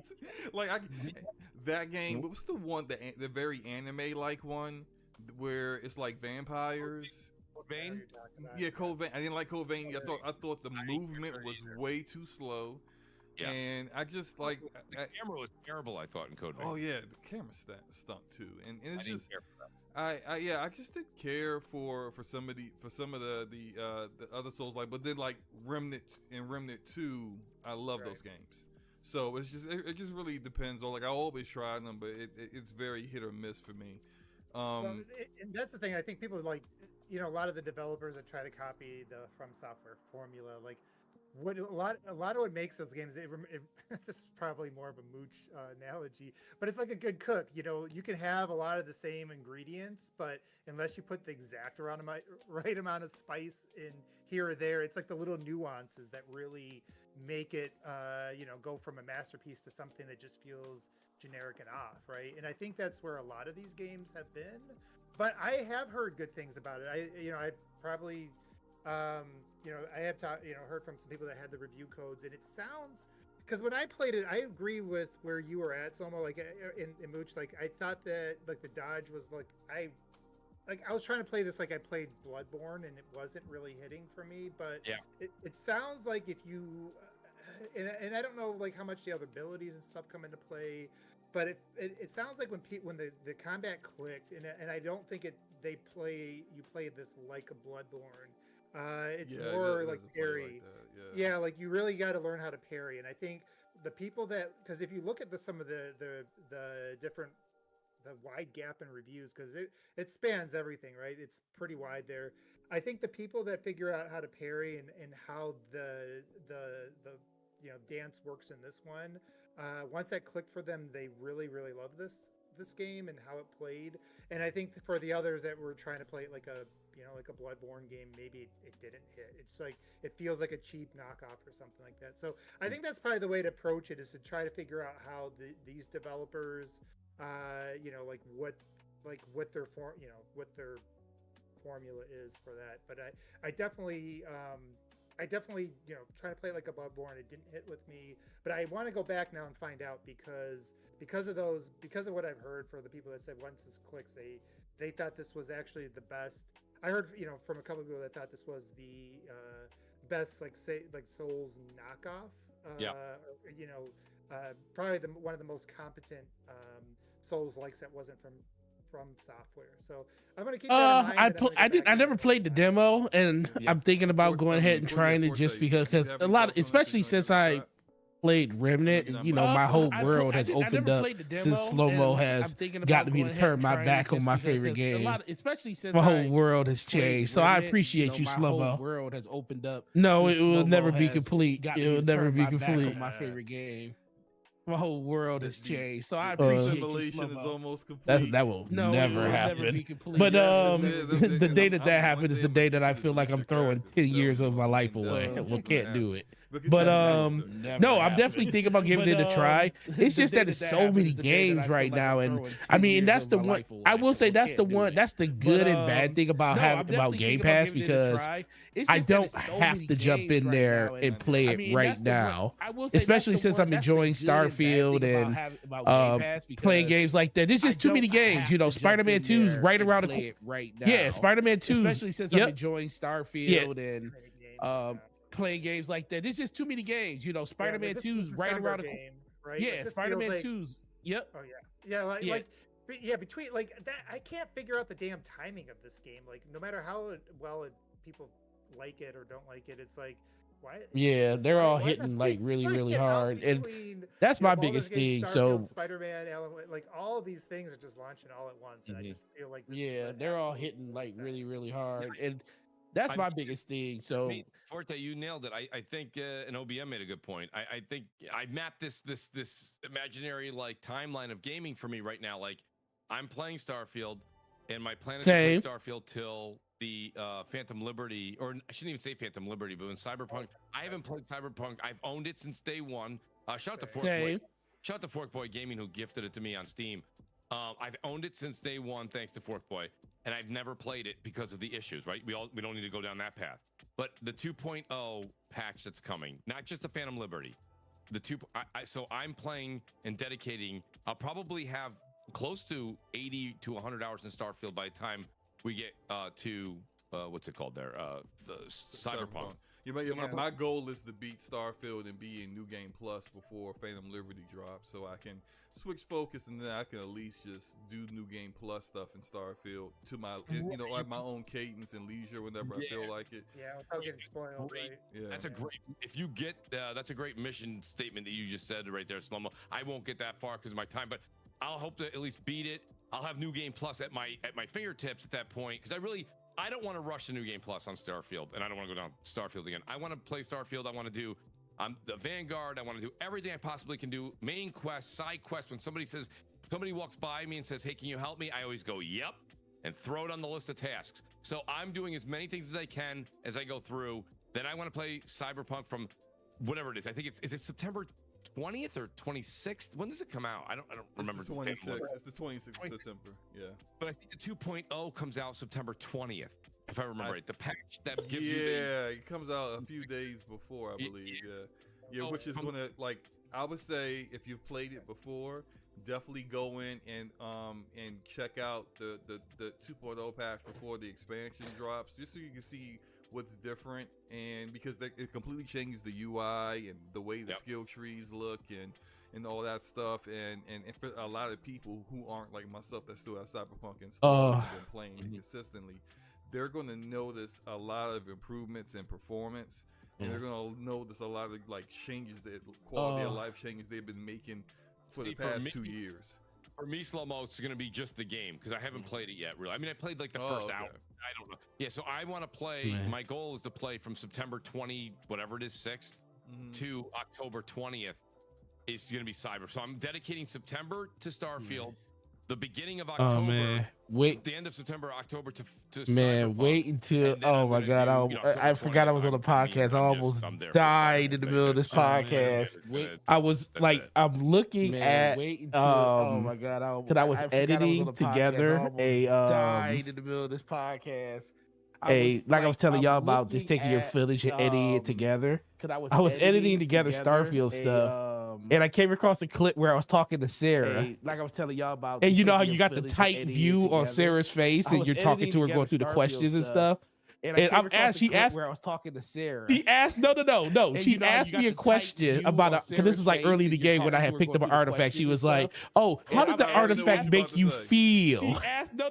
And we was in the middle of a combat zone, and all of a sudden you see a dude run up behind her and literally take a gun to the back of her head and bash her, and she goes disappearing out of the screen, bro. And all of a sudden you see a dude run up behind her. I'm about to post that dog. Literally in the middle of a scene of her talking, a dude just walks up and hammers her in the back of her head. And she just goes, oh my God, bro. Scene of her talking, a dude just walks up and hammers her in the back of her head. I actually have a clip of oh my God, of her having a very heartfelt conversation with me. And that kid, Matthew,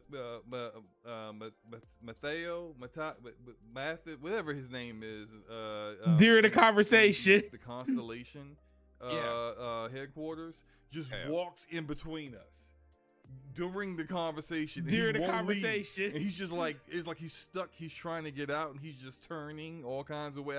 It's so distracting. Oh man, that was brutal, bro. Saying because I can only see half her face because we got 15 minutes left, Slow-Mo. Oh man, but that was brutal, bro. Moving along, we're gonna move along. We got 15 minutes left, Slow-Mo. Oh my goodness, we're getting trash. Hey, that's crazy. Okay. Yeah, we're getting through. We're getting through it. Unity. Trash. Oh, good grief. Okay, so this topic is absolutely bonkers, but the Unity, the company that makes Unity the game engine, has come out with a new fee called the runtime fee, which is more like, to me, seems like extortion. But regardless, the CEO decided 2 days before they made this announcement to sell $80,000 in stock. I wonder why. But they come out with this new fee. And initially, the way it was presented and it's said to the overall gaming community was Unity was going to charge I can't remember the exact amount, or maybe it was a percentage for any game developer that put their game on the Unity game engine for per download, and that could be someone re-downloading it after uninstalling it. They were going to charge you for each one, and this definitely blew up. Gamers didn't like this. Developers definitely didn't like this. Unity is, I think, within our gaming community, which is primarily a lot of console and PC gamers, we hear about Unity and we think they're like the poor version of Unreal.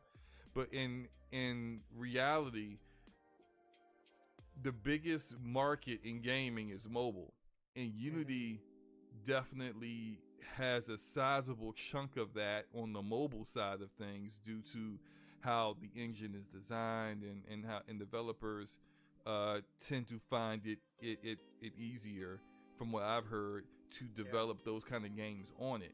So if you can imagine some of these games out here that are on Unity, on mobile, that make so much money. Genshin Impact is on Unity. COD Mobile is on Unity.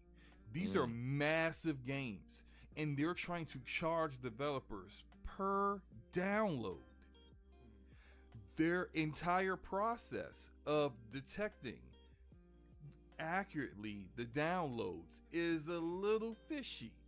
They say they got a algorithm or something that they look. Don't worry, trust me, bro. We got it. We're gonna we're gonna tell accurately how many roughly downloads you had and then charge you. There's no third party taking a look at this. There's none of that. There's no way of double checking to make sure they're not overcharging you. And in terms of fraud, or in terms of people who illegally download games, and is it going to detect that too? They said they have ways of making sure that's not going to be the case. Regardless, this did not go over well with developers. I'm showing Cult of the Lamb right now because the developers of Cult of the Lamb came out on yesterday and said as of January 1st of 2024, this game will not be available anywhere. Because on January 1st, 2024 is when this new runtime feed with Unity will go live. And so no one is trusting Unity on this. They did do a retraction or a backpedal, if you ask me, and said that it won't be for each download. It's supposed to be just for the initial download. But when you look at some of these games that are already out, that is still like a game like Genshin Impact that gets how many downloads per day? It doesn't matter. That you're not going to retroactively charge people for previous downloads, but the current ones going forward, that's a lot of money. And then, so the last thing I'll say before we kind of discuss it is that in terms, there was a developer whose game is going to be on Game Pass. I think it's that crab game, that some kind of super crabby game, whatever it's called. And that developer was concerned about his game being in Game Pass. He's not actually getting those sales. He got paid up front to have his game in Game Pass, but if you're charging per download, as I would say, probably free to play games that are free to play by developers will also have the same concern because they're not getting paid up front per download. They want this developer wanted to know how that would be handled, and Unity said they're going to pass off the fee to the platforms that are doing the subscription services. So that is that's like if the game's in Game Pass, EA Play, Ubisoft Plus, PS Plus. They're gonna pass that price off, that charge off to Sony and Microsoft, and I don't imagine that's gonna fly with them. So gentlemen, what are your thoughts on this? Anyone can go. Anyone can speak first. I just wonder what the over under is where they say, hey, we're sorry, we listened, we hear you, and reverse course, because I can't see how this is going to sit well. And really what you're kind of setting up now is you're actually encouraging developers to go learn how to make their mobile games in Unreal, which basically would I don't think would be good for the industry, because you create a situation where Unreal becomes like almost a, de facto monopoly, in terms of third-party game engines. So I hope that they reverse for that, because I think it's really not going to be as much about Unity. I think winning here and being the thing that stops subscriptions. I think it's going to go the other way around. I think Unity is going to find themselves needing to sell to somebody or falling apart, because people are going to move, because you're already hearing developers saying that. They're like, I think some of them are waiting for them to reverse course, but if they don't, it sounds like there's a lot of developers that are like, all right, well, shit, I guess we're just going to pick up our stuff and figure out how we can move it over to Unreal, because it won't make, because people have made their business plans, their whatever their internal goals and things are. A lot of those were set when they started development, and development takes a few years, so it's really you can't really ask developers to now change their entire financial strategy like mid development. That's just kind of crazy. So yeah, I don't see it holding. If it does, I guess we're going to see more Unreal games. I think, by the way, this guy, the CEO, I wanted to find something that some information about him that some people probably don't know. He also is used to work at EA, and at one point he made a suggestion at EA that they charged players, what was it, $1 per reload in Battlefield. That's what he. So this is the kind of mentality this guy has. I don't think he's gonna reverse course anytime soon until it's absolutely like it's already 2024, and many of their developers are not working with Unity anymore, and they're instead are delaying their games and retooling them for Unreal or maybe some other game engine that's like this, but just not as popular. And that's what he'll probably realize he needs to take the L and make changes. But crap, I forgot the other thing I was going to say. But my bad. Go ahead and continue, OBM. No, I think that's you bring up a good point. The leadership for Unity right now seems to be kind of, they've been stepping in shit really for the last few years, it sounds like, with a lot of their developers. So I think again, you're creating room for somebody else to come in here and take your spot. And who knows, maybe he does run into the ground and there's some more consolidation opportunities, because like I said, I just, it's hard for me to imagine, like, and I see some some of the statements out there that he won't reverse course, and maybe they're right, but I can't see this ending well if they stay this course. So I think when it comes down to it, go ahead, bro. There's a few things here. So first of all, if you look at the games, and I really, this is me speculating, I saw the article, I saw the backlash on Twitter, so I know the subject, but I think like Slow-Mo just did. He pulled a quote or something that happened with this gentleman at EA. Here's the thing. So you have Tunic, Cult of the Lamb. I'm just going to list a few things here. I've got a couple of things here in front of me. Genshin Impact, Ori and the Will of the Wisps, Pillars of Eternity, My Friend Pedro, Death's Door, Hearthstone. These are big games, guys. Okay, yeah. These massive titles games. of this game: Cuphead, Beat Saber, Hollow Knight, Cities Skylines, Pokemon Go, Fall Guys. Okay, enough said. My thing with this is this. First of all, do we know how much they said each download would charge? Maybe it's going to be like the movie Office Space, where it's just a fraction of a penny every time somebody hits A, okay, in a subscription service. So yeah, at the end of the day, it ends up being hundreds of thousands of dollars, but maybe not. We don't know. I mean, we're all assuming it's going to be $50 a download. It's probably not. It's probably maybe $1, maybe it's 50 cents, maybe it's 25 cents, maybe it's 10 cents, maybe it's fractions of a penny, because there's millions of people hitting the button. So we don't know what that is. Number two, because nobody wants to talk about, this is the way my brain, I like to do a talk show, right? So I like to discuss things.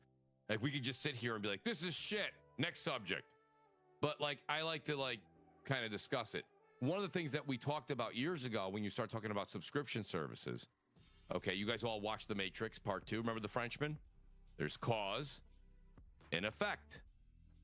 So we all said there's going to be things that come down the line in the future. This may not be one of them.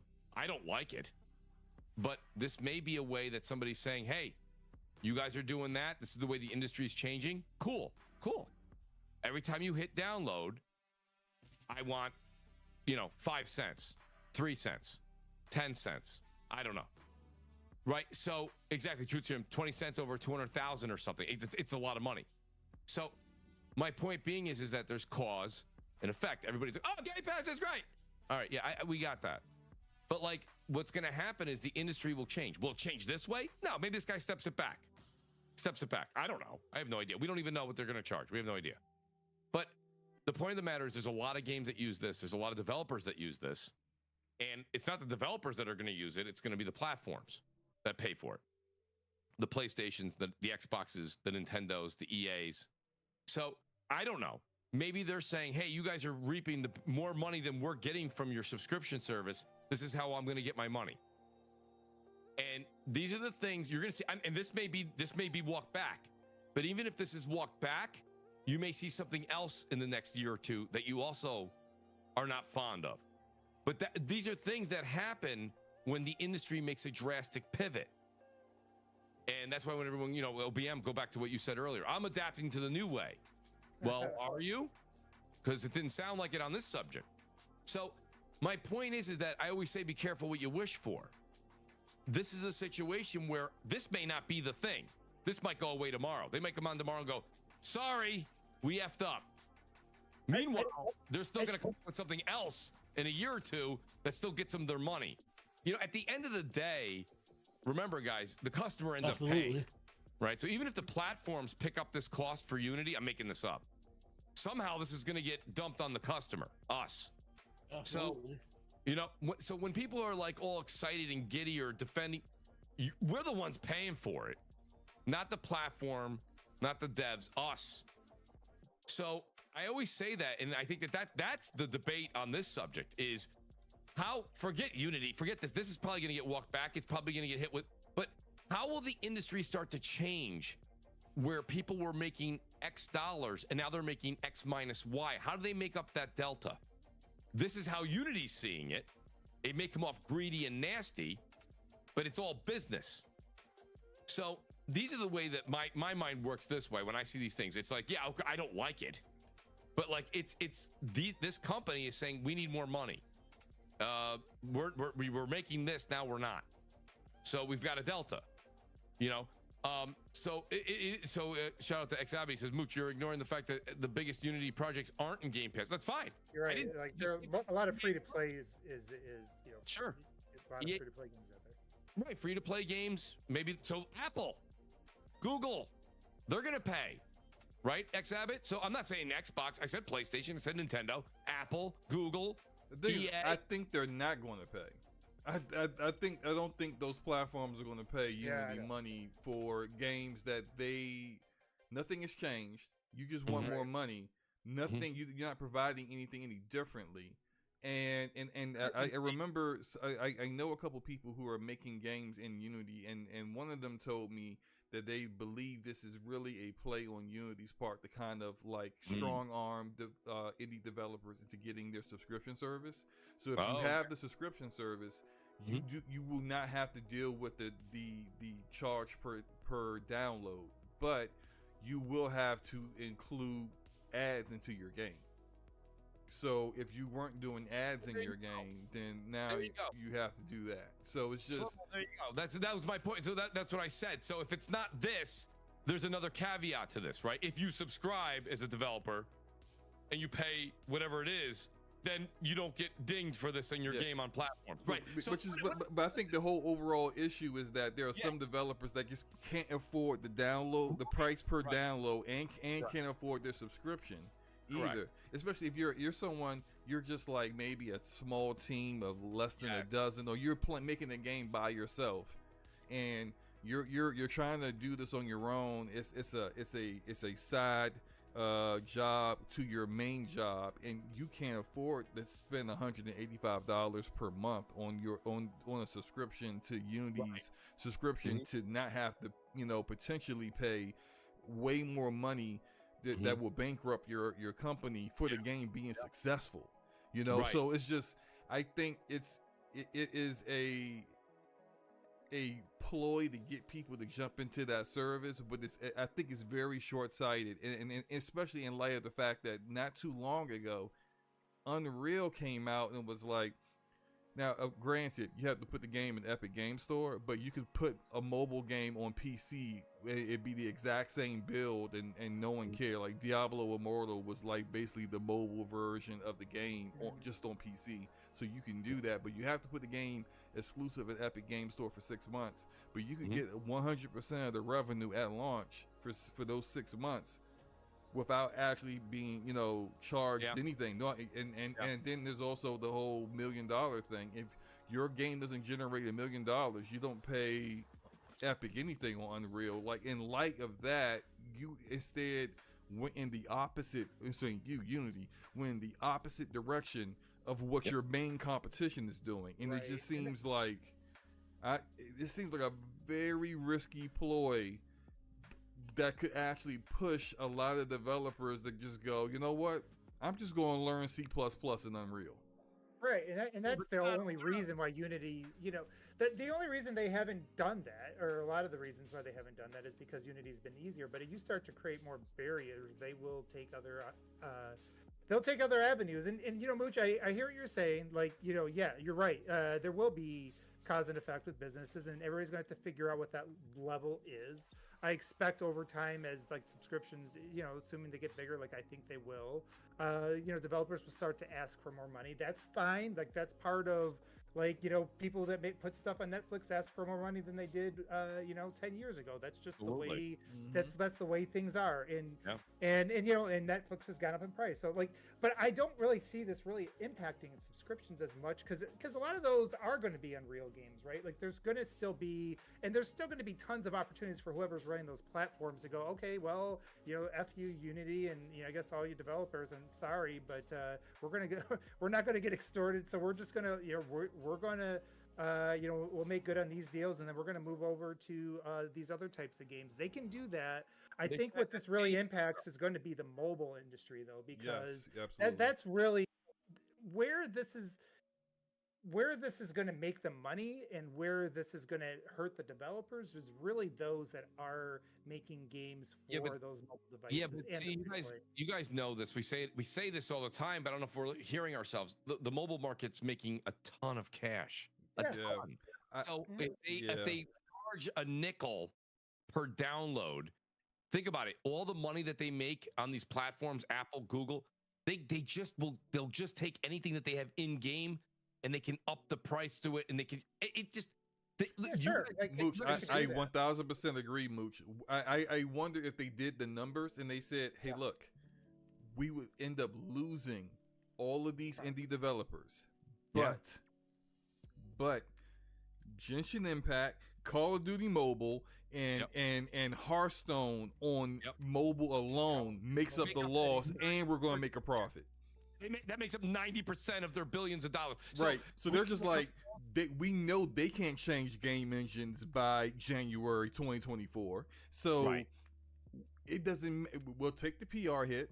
We'll take the hit. We'll take the hit on our stock prices. You know, I'm going to sell my stock. You guys should do that too. Inside trading, right?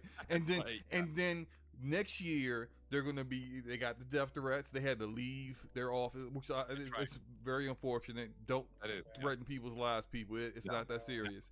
But then next year they're back in the office. The hype has died down, and they're way more profitable because they're making all this money off of MiHoYo, who does Genshin Impact.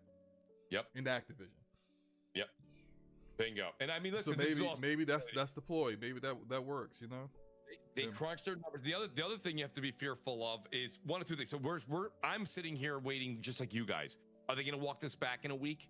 I mean, so if they don't, then the question is if they don't, will anyone else follow them? Because there's a lot of money to be made.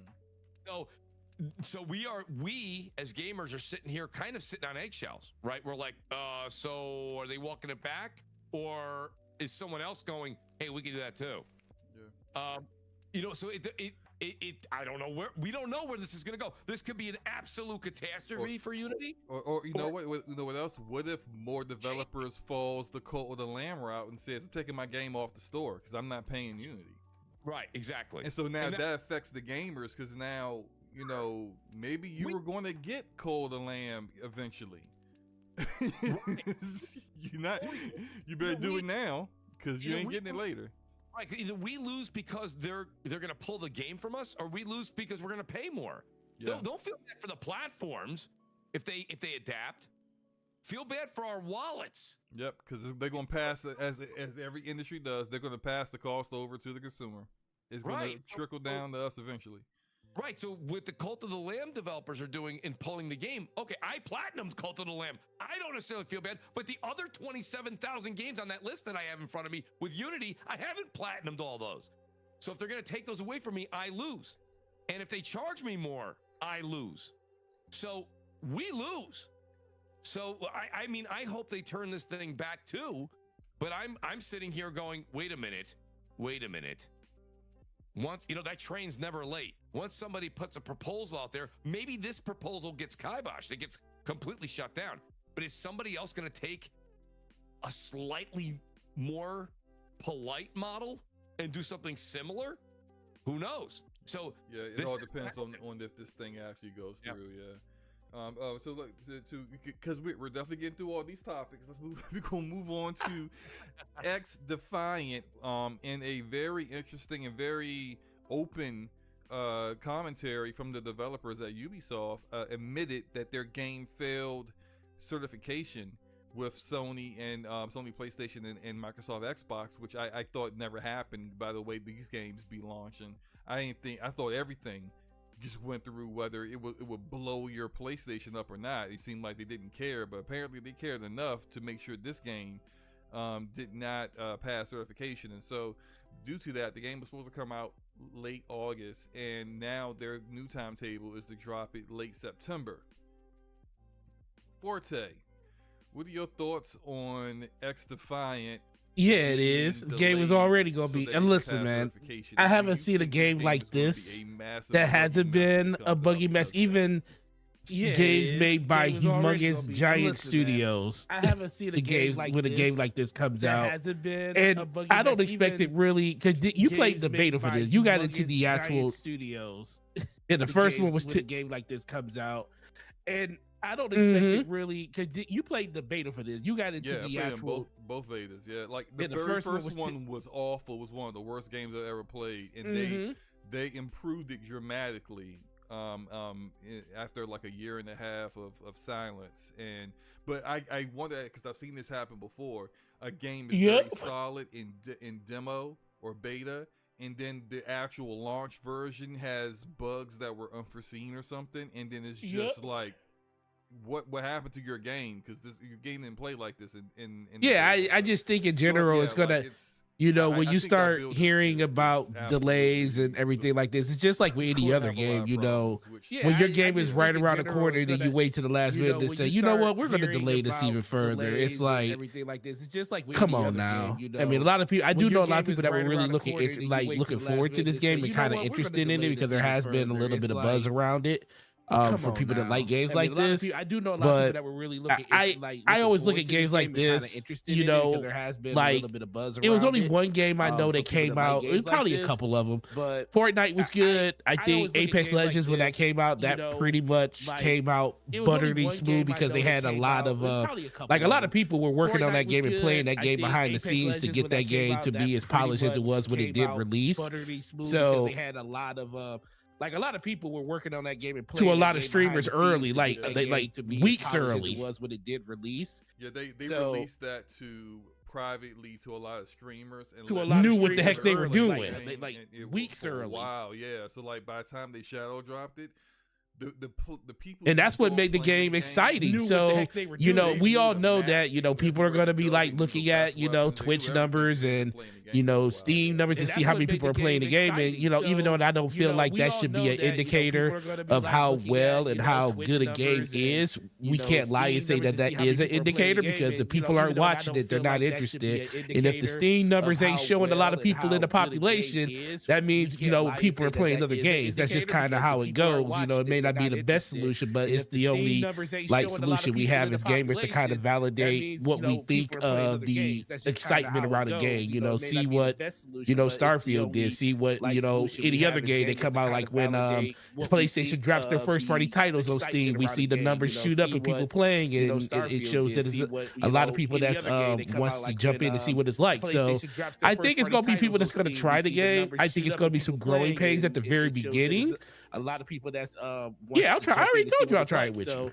I think it's gonna be people that's gonna try the game. I think it's gonna be some. He trying to recruit his team already. Try it with me, Forte? Yeah, I'll try. I already told you I'll try it with you. Cool. Yeah. Mooch, are you in? You in, Mooch? He trying to recruit his team already. You're trying to get a team going. Hey, OBM, drop Halo for one night. I'll give it a night. Yeah, here we go. We got a squad. Let's go. Listen, I'll play anything if we can get OBM to drop Halo. I think save yourself.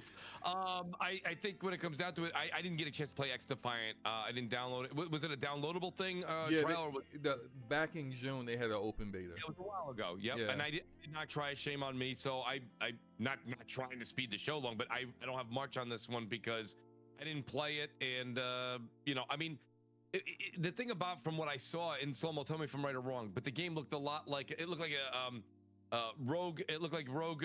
We're looking at it right now. Rogue Company yeah, mixed.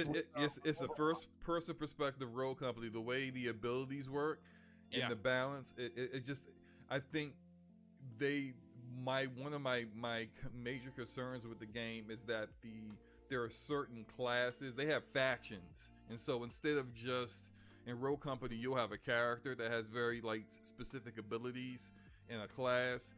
They have factions that have classes within them, but those factions have abilities that are kind of focused around certain things, and certain factions are way stronger than others. The faction that comes from Far Cry 6 is probably the strongest with their healing.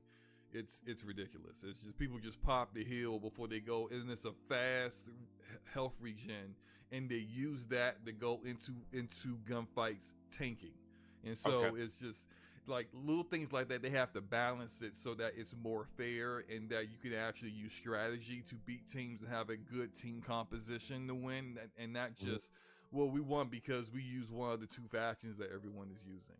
So, but it's I think it's fun. It's just I'm not certain if it's going to be successful or have any kind of long-standing life if people aren't checking it out. Yeah, I like I said, I actually wouldn't mind trying. So what is it delayed to? And I apologize. They don't have the date yet. They because they're basically waiting for it to get certified by, and they said they've fixed the new build and sent it off to Microsoft and Xbox to approve.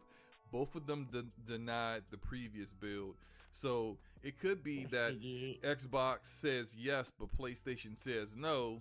That's going to push things back. So they don't actually have a date yet. They're waiting until they can get approval from both, and then they will give a date.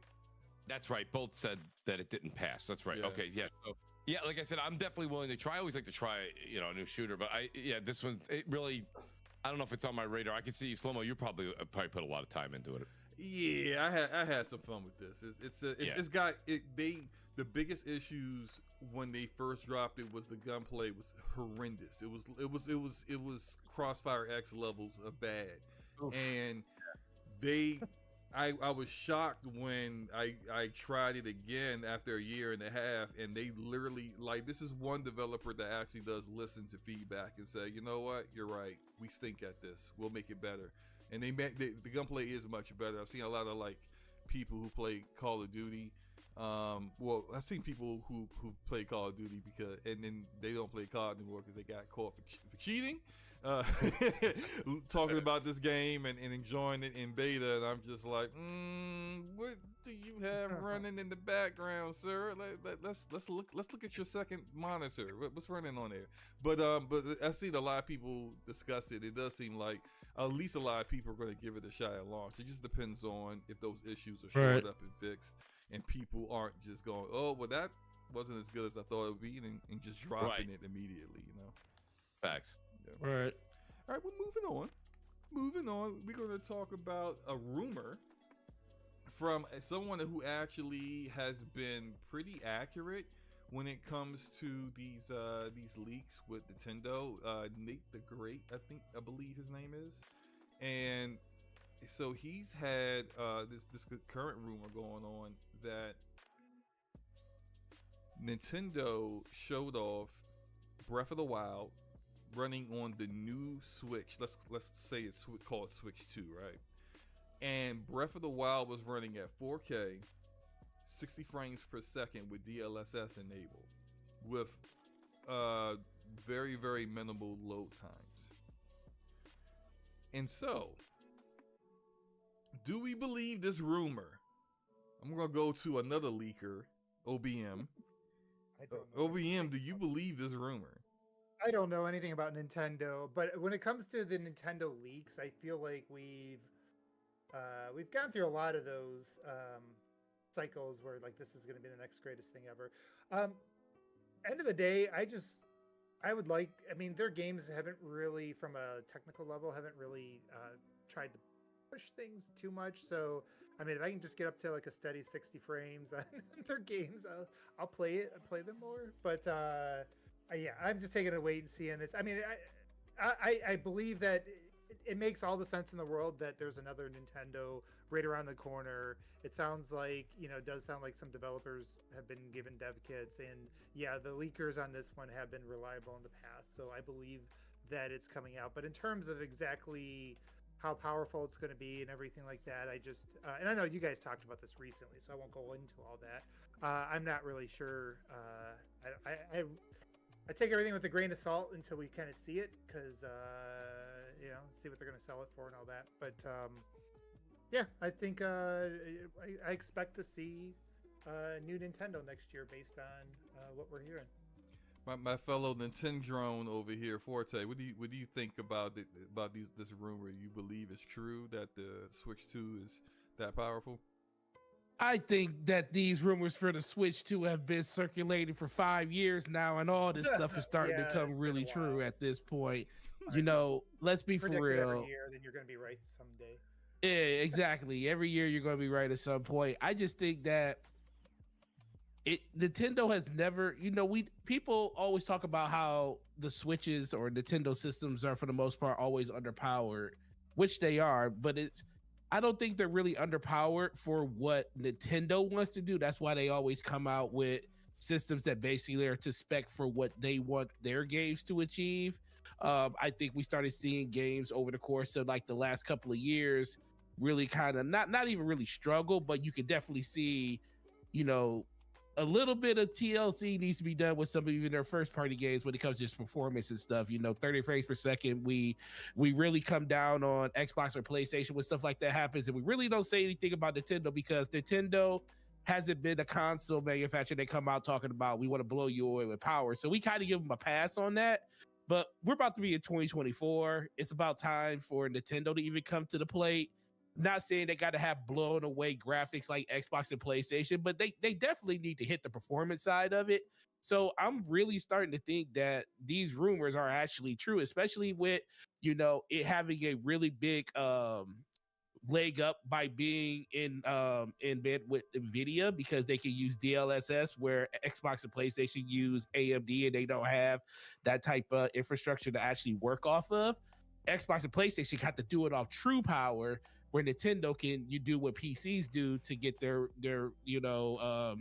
performance up due to DLSS, and I think that's going to really help with them. Now, a lot of people are going to say, well, Nintendo's not going to come out with a super high-end system that's going to cost $500. I don't think it's going to cost $500, even though it probably could, because I am one of those few people that think that if you make a system for the Nintendo people and you can only get Mario, Pokemon, and stuff on that system, yeah, it's going to be a slow adoption rate, but over time, people will buy that system because it's all about what you can get on that system. If it's a value to people, they'll do it. I think that but I also think they're going to subsidize whatever new system they come out with the Switch, because I don't think they're going to stop supporting the Nintendo Switch anytime soon. I think that system is going to be in circulation for quite some time.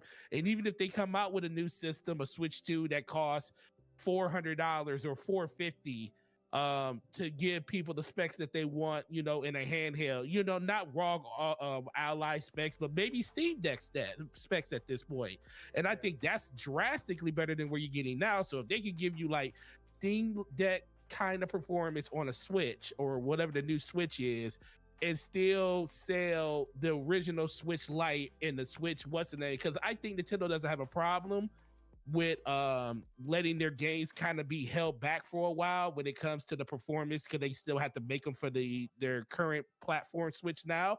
I think this is more a move for third party, because let's be for real, the people are going to buy Switches just because they're Nintendo fans, but the people like me, One Bad and Mooch, the reason y'all went out and bought Steam Decks and ROG Allies, and the reason you Slow-Mo refuse to play on the Switch and you want to play all your games on the emulator is because of the performance. Now, Nintendo gave you a platform that actually took advantage of that.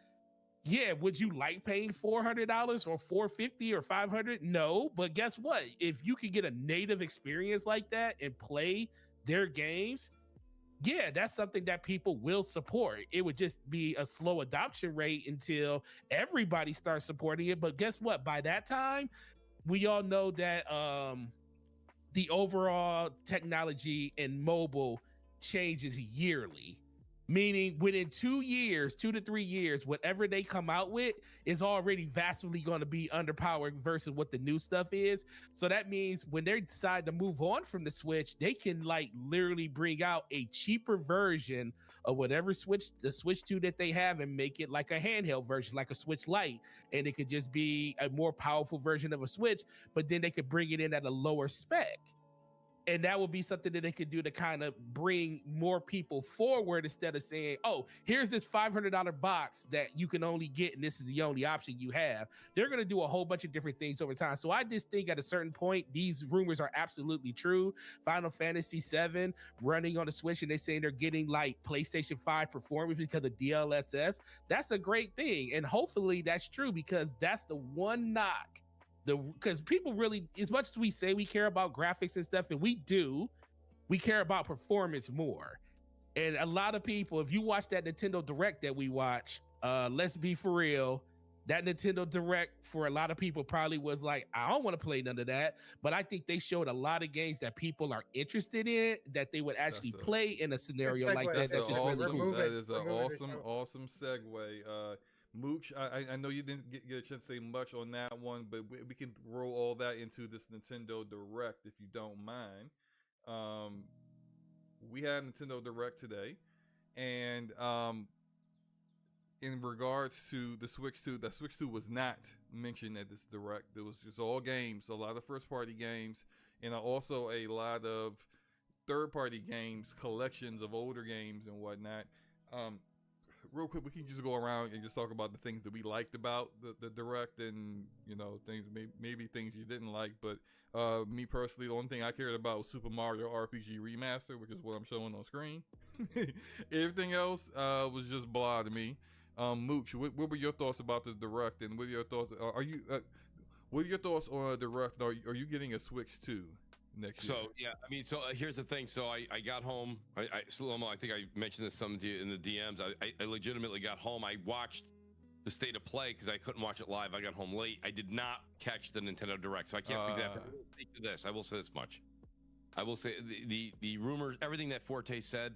Listen, here's me with Nintendo. I grew up with Nintendo, so I did not see the Direct. I'll catch it before Crossfire. I apologize. I tried to. I definitely saw State of Play, so at least I knew we were going to talk about that. You good. So I'm there. Listen, I'm there for Mario Wonder. I'm there for Switch 2. I'm praying to God that it has even better capabilities than the Steam Deck, the Switch 2. I'm there for all of it. Do I play Nintendo a lot? No, but nostalgia is a hell of a drug. And at the age I'm at, I'm never not going to have a Nintendo. My kids don't even play Nintendo. They really don't. One kid loves just playing on her iPad and this and that, and the other one is Xbox or PlayStation. So my thing is that I have it in the house. We generally game the Nintendo games, the Zelda games as a family. I'll always have that. I'll always have that in the house. So when Switch 2 comes out, you can bet Mooch is going to have it in the house. There's just no way around it. I even went and got the OLED. I got the Switch the day it came out. I bought the Wii U the day it came out. You can go all the way back as far as you want. I've got all the Nintendos. I bought the OLED. The minute the Switch OLED came out, I took my original day one Switch, traded it up for the OLED. And I loved, even though I've played like 2 games on it, Zelda, and I'm trying to think of the other game I played. Oh, Metroid. But I don't care. It was worth every penny in the trade up. I love what Nintendo does for gaming, and I'll always support them. I even have the Nintendo Family Online because I like having all the retro games that come there. So it's just that, again, I didn't see it. The game that you're showing here definitely does interest me a bit. But I will say, anything Nintendo does, I mean, not Nintendo Direct every game, no. But I just support the brand. I always have, I always will. When everybody else was Genesis, I was Nintendo. I was, when the console. Yeah, sorry. Hey man, I was Nintendo head too. But I was a Sega fanboy. Our Mortal Kombat had blood in it. It had, we had the green blood. I did have a Sega Genesis too, eventually. But my God, I probably had 200 and something, maybe 300 and something Nintendo games or something like that. I don't know how many I had. To like 25 Genesis games. I just. For me, the controller, I didn't like the controller on Genesis. Sonic was a good game. Meh. Yeah, Sonic has always been very meh. Sorry, we're gonna get into we're gonna get into the old school console. Okay, it's about to be an old school console we're going on. Well, okay, that's cool, Mooch. I 1000% agree. Yeah, the better sports games. So. OBM, I think you had mentioned that you didn't get a chance to watch the Nintendo Direct either. Both of these, I full transparency. After work today, I passed out. I woke up, ate, and popped on the show. So I've been cheating. I've been kind of just going through the summaries online. But when it comes to Nintendo, I mean, I'm pretty much, I have them for the Metroid, for the mainline Mario and Zelda, and that's kind of where I stick. So, but a lot of the other games I really don't pay too much attention to, and I'm getting to the point now too, knowing that there's going to be a system probably next year, that the only thing I really care about right now, I want to find out they're going to have true backwards compatibility, because if they don't, then I don't want to spend any more money on it. I don't know about that. If they don't, then I'm waiting. I don't know about backwards compatibility. I don't even think they know what those words mean. But Forte, I know you watched the Direct. What were your thoughts on it? Which games did you like to see? Mario RPG, always. Mario Wonder, because I think that's going to be part of the Game of Year discussion. I think that game's going to be phenomenal. First 2D Mario game in over almost 20 years, and you could turn into an elephant. That's going to be something that's going to be fun. Yeah, I think that's going to do major numbers. Yeah, that's going to do some crazy numbers, bro. It did its 4-player co-op too, so definitely looking forward to that. Outside of that, it was like, F-Zero 99, they're basically doing another 99, which is online, like they did with Tetris 99. When I saw it, I was like, yo, this is F-Zero. And I was like, oh, and it's Battle Royale style? Yeah, but of course you can't buy it. You got to be a Switch Online participant to get access to it, which I am. So I do think that that's going to be a really, really cool game, because I just remember all those type of games. They just showed a lot of nostalgic games that I'm really interested in. The thing is, we don't know how many of those games are exclusive to Nintendo, because I think a couple of them they said only exclusively to the Nintendo Switch, but a lot of them, like the Contra game, because I'm a huge Contra fan. I was like, awesome. Oh shoot, this Contra game looks cold, but I was like, they didn't say exclusive to Nintendo.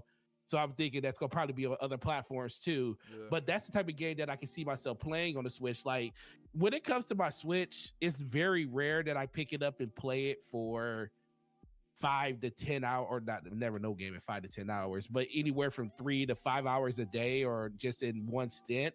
It's kind of like, even when I played Breath of the Wild and Tears of the Kingdom, I put like 1 hour to 2 hour burst in it, and just do a couple of like side quests or a couple of main quests or look for shrines until I ultimately got to the massive number of hours I had in that game until I beat it. But that happened over the course of like months, like 2-3 months. Whereas I think the Switch is always good for that. So a lot of those games, I really think they're just really homing in on the pick up and play when you got time aspect. And that was like a lot of the games they showed. They got Pikmin 4 that's coming out this weekend.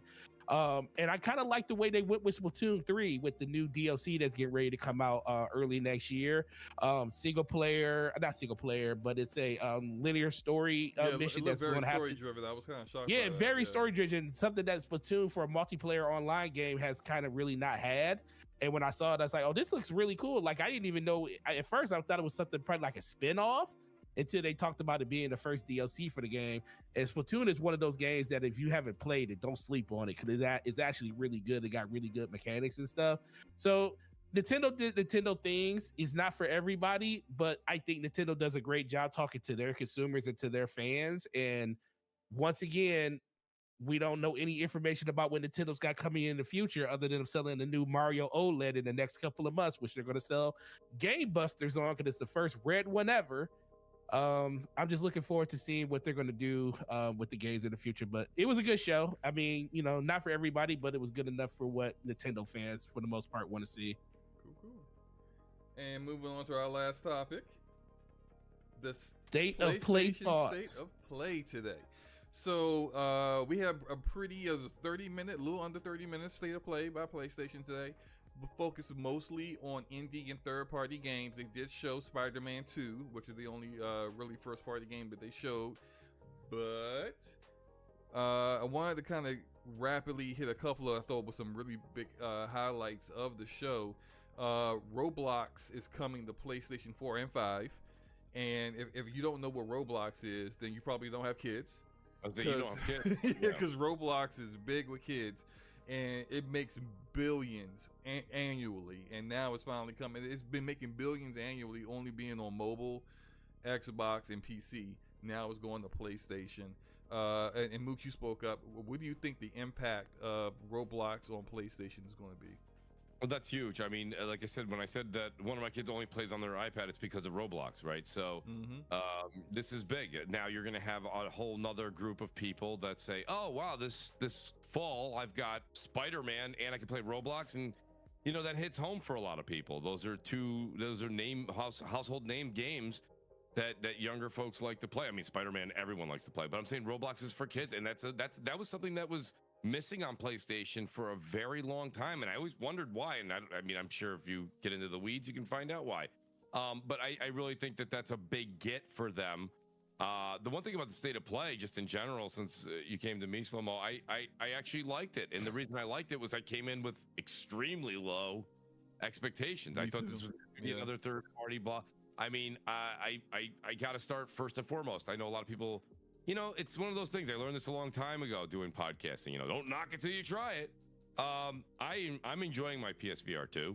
I've got at least a dozen games now, maybe a little bit more. The fact that I'm going to be able to play Resident Evil 4 later this year, that's just, I don't even know how to tell you how great that is. And then you've got the Ghostbusters game. Good. I think when it comes down to it, I like that Sony keeps showing games. It doesn't mean anybody in the panel or in the chat has to like it. Not talking into it. I don't make 5% on any of those sales. I just think that they're doing a good job. There's a lot of games. I've enjoyed some horror, some exploration, some are just like meditation in the kayak game. I mean, there's just certain things that are out there that what it does is by the way, GT7 in PSVR 2 is it's worth the cost of admission right there. I've never played a racing game that I ever, first of all, even gave a shit about. Pardon my French, but loved a game like that so much. Great game. I like that they're continuing to give support. I was gonna say, what were your thoughts about Avatar?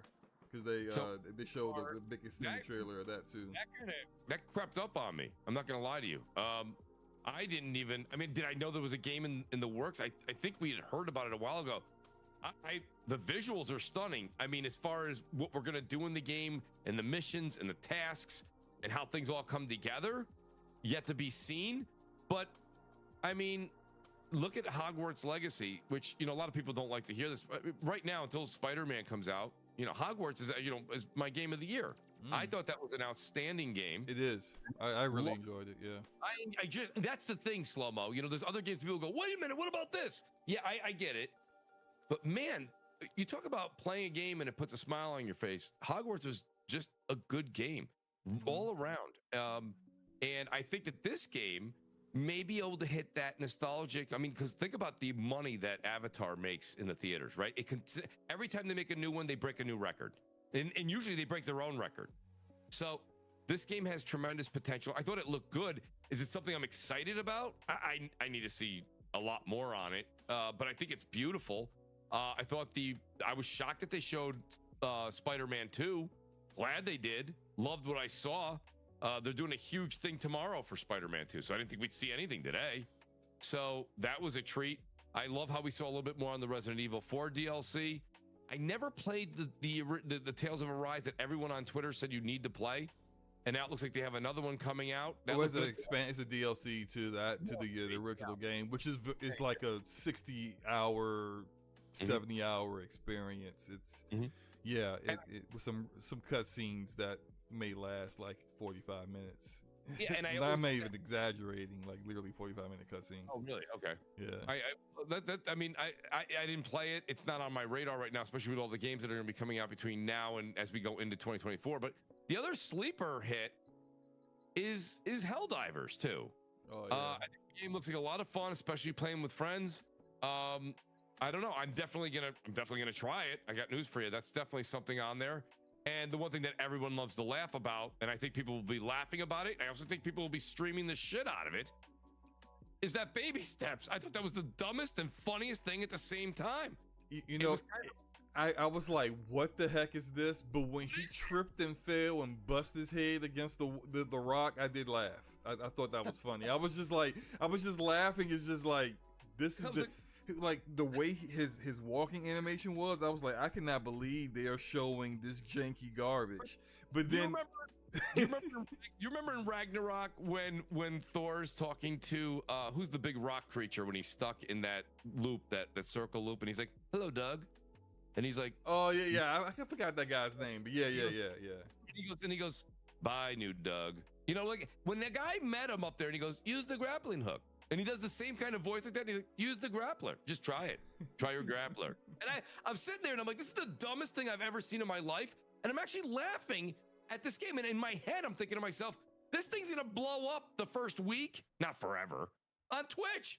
Like people are going to be playing this on YouTube and Twitch because it's so stupid. Yeah, like I see people on Twitch playing that game. It's just called Up, I think, where it's just like, it's really basic. It looks terrible. But it's just like these floaty platforms in the sky, and the platforming in the game is awful.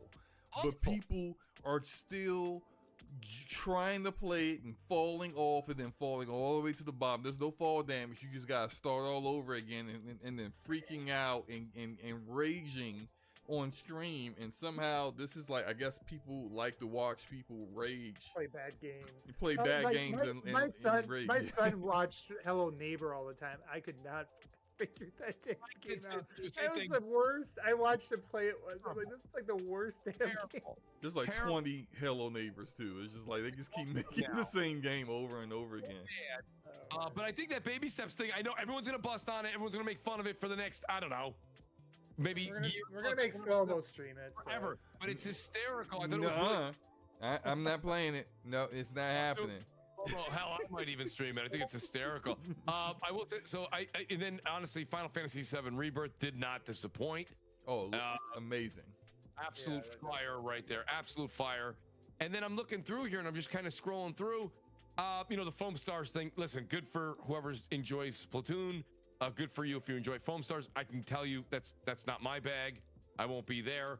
But I mean, honestly, you know, under a half hour, I got Resident Evil, I got Spider-Man, I got Final Fantasy VII, Rebirth, I got Helldivers 2, and I got Baby Steps to laugh my way out. Honestly, not bad.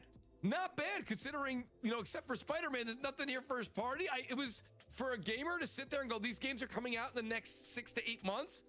Kind of a fun little grouping of games. Nothing really crazy.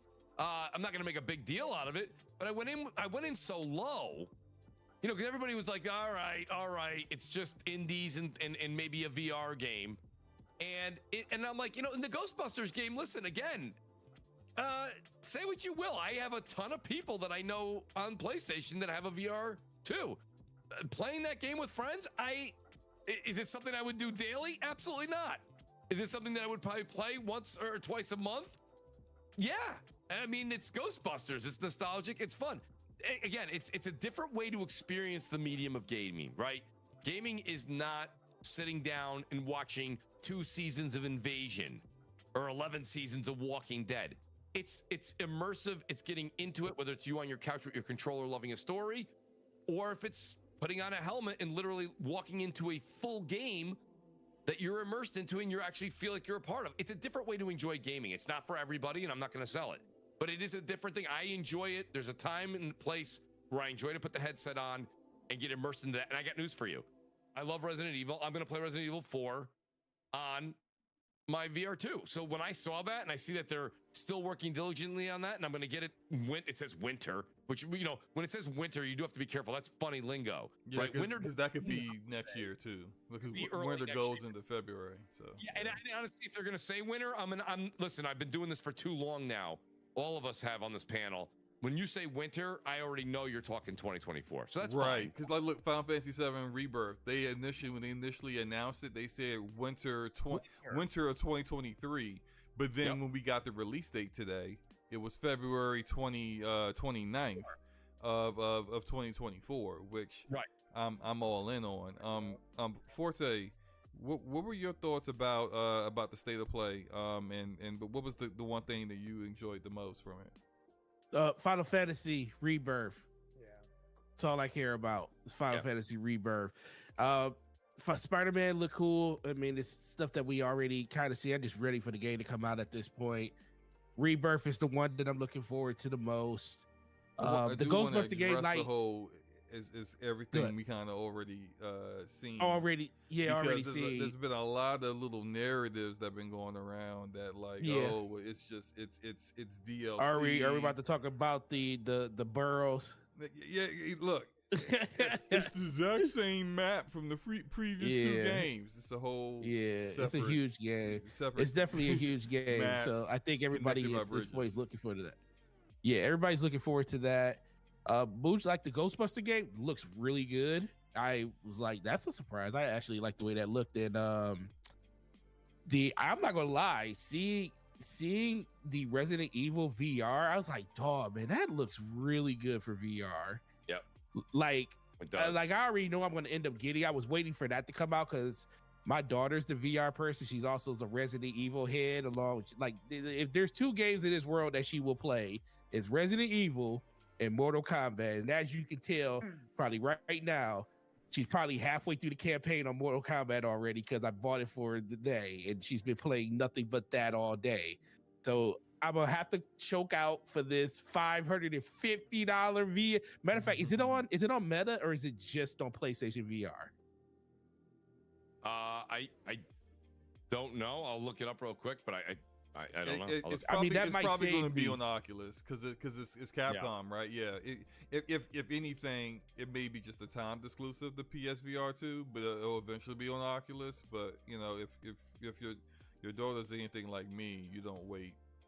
I don't wait for. Well, we're not going to. Well, no. If it's coming out if it's going to be day and date on PlayStation before any other VR, then I'm gonna have to get this PlayStation VR for because she's played every Resident Evil in VR. She's beat them all in VR, all the ones that have VR components. Something I could never do because I'm a scaredy cat and I can't. No, not gonna happen. First time I tried to do it in Resident Evil 7, when the mom came out the room, burst through the door, and I was like, "Yo, I can't do it." But no, there was a lot of cool things there. It wasn't, like I said, I think they tried to undersell what was going to be shown at the show, by just saying that it was going to be third party and, indie games and PSVR. They had some really good stuff there to show. I just think at this point, a lot of people are just super frustrated that the only thing from first party that we know of is Spider-Man. And they just want to get that huge blowout that PlayStation just refused to give us so far right now. But PlayStations are selling like crazy still, and they feel like they don't have to do that yet. I mean, as gamers, we just want to see more. But I think for the people that have PlayStation that like the games that they shown, I think it was a really, really good showcase. Yeah. I'm looking online here, and guys, look it up, please. I don't want to say it on the show, and I'm wrong. I'm sure it's timed. I only see it saying being made for PlayStation 5 right now. I don't see it on Oculus 2. Okay. That means I'll be buying one of those. I mean, you can play Resident Evil 4, but it doesn't say Resident Evil 4 Remake on Oculus. Right. Yeah, and that's the one. Resident Evil 4. Resident Evil 4 Remake, it says being made for the PlayStation 5. Okay. But listen, we all know this, right? Let's not talk crazy. It's going to be on Oculus at some. If it's not day one, it'll be 6 months, 3 months. Thing, I don't know, whatever. It's time. Yeah. It is what it is. But nonetheless, I have an Oculus Quest 2, and I have a PSVR 2, and I mean I'll play it on PSVR 2 for multiple reasons. I have no problem playing. I want to get the trophies, the whole nine. It's just for me. I think if you are curious about it, I mean I know Forte said $550. That, I mean, nobody wants to go out and run out and spend $550. I get I'll it. trade some stuff in. It'll be all right. But you trade some stuff in. Wait till Christmas. Get a couple of Visa gift cards, GameStop gift cards, whatever. That is true. And you put it towards it at Christmas. I'm telling you, people are going to be buying it for Christmas. Yeah, I think it will probably. I would be surprised if they do some type of sale during Christmas where they might drop 50. Because, the PlayStation 5 has already been on sale, $50 off. I can see them doing like maybe a holiday bundle or something with a game or something like that during the holiday. Yeah, for me, I agree with Mooch. I thought this was a good state of play. I thought they managed expectations correctly. They came out very publicly and said, "Hey, look, this is indie and third party," and they also did provide a little first party with Spider-Man 2. And I didn't even think about it, and going into it that would be there. Right. And I thought they provided enough information about what's different with this Spider-Man compared to the previous ones to get people, if you enjoyed the previous games, that you should be somewhat invested in playing this one. I thought Final Fantasy VII Rebirth looked amazing. I'm really excited for the direction they're going with this game, because it's like, even if you played the previous game, it does you don't know where this is going. It's like a whole new universe, a timeline. Literally, that's happening. This is a really interesting thing. It's funny because we were talking about Final Fantasy earlier in the show, and it's like, I know like there's some controversy over kind of like how they approach this and surprise people with the ending on the remake of 7, but like this looks Final Fantasy. This looks like Final Fantasy in the modern era, right? It looks like it, and the combat's awesome. Absolutely awesome. Yeah. I have not been I've not played a Final Fantasy extensively since the Final Fantasy 7 on the original PlayStation. Way back in the day. Like I tried 8, 9, and I fell off of both of those and just really never got back into it. But this one, and I've been kind of just watching, like I said, I didn't watch the slide, but I've been watching this on these clips as we're on the show, and this game is actually this looks like something I want to play, and I think this is maybe this is going to be one of the directions they can take, is to keep building off of this universe, and the gameplay style. Yeah, I don't know if you guys have played Intermission or not, which was the DLC expansion that takes place after. Well, it kind of takes place in the middle of the events of Final Fantasy VII and then ends after Final Fantasy VII, but it focused on Yuffie. And what they did in that game was they kind of evolved the gameplay you saw in 7 by adding in the synergy system, where two characters would actually be combining attacks together to kind of do even more damage to enemies. And you can see in this trailer how they expanded upon that. I thought it was awesome and had a great time with it in intermission, but then I didn't know whether they would continue that on into Rebirth. They definitely have. Like, you see Cloud and Sephiroth doing combination attacks. You see him and Barrett doing it. You see Aerith and Red 13 doing it. So you can see the combat evolving, and just I can't wait to play. Apparently, I'm still not waiting because I don't wait, but like the it's timed exclusivity for this one isn't the year. Like, I think for remake it was a year, and then still came out a little after on PC. This one is just 3 months. So I mean, there's no guarantee that the PC is going to get this game in summer of 2024, but it likely will probably be coming sooner than, especially with like a new CEO at Square Enix and a new direction. That looks like they'll probably be coming to PC a little bit sooner than Remake did. Hopefully it will be a better build, because the PC version for Remake is bare bones and extreme. Like, the DX12 implementation is a buggy mess, and you just better off playing it in DX11, especially considering they didn't leverage anything with PC to make it better.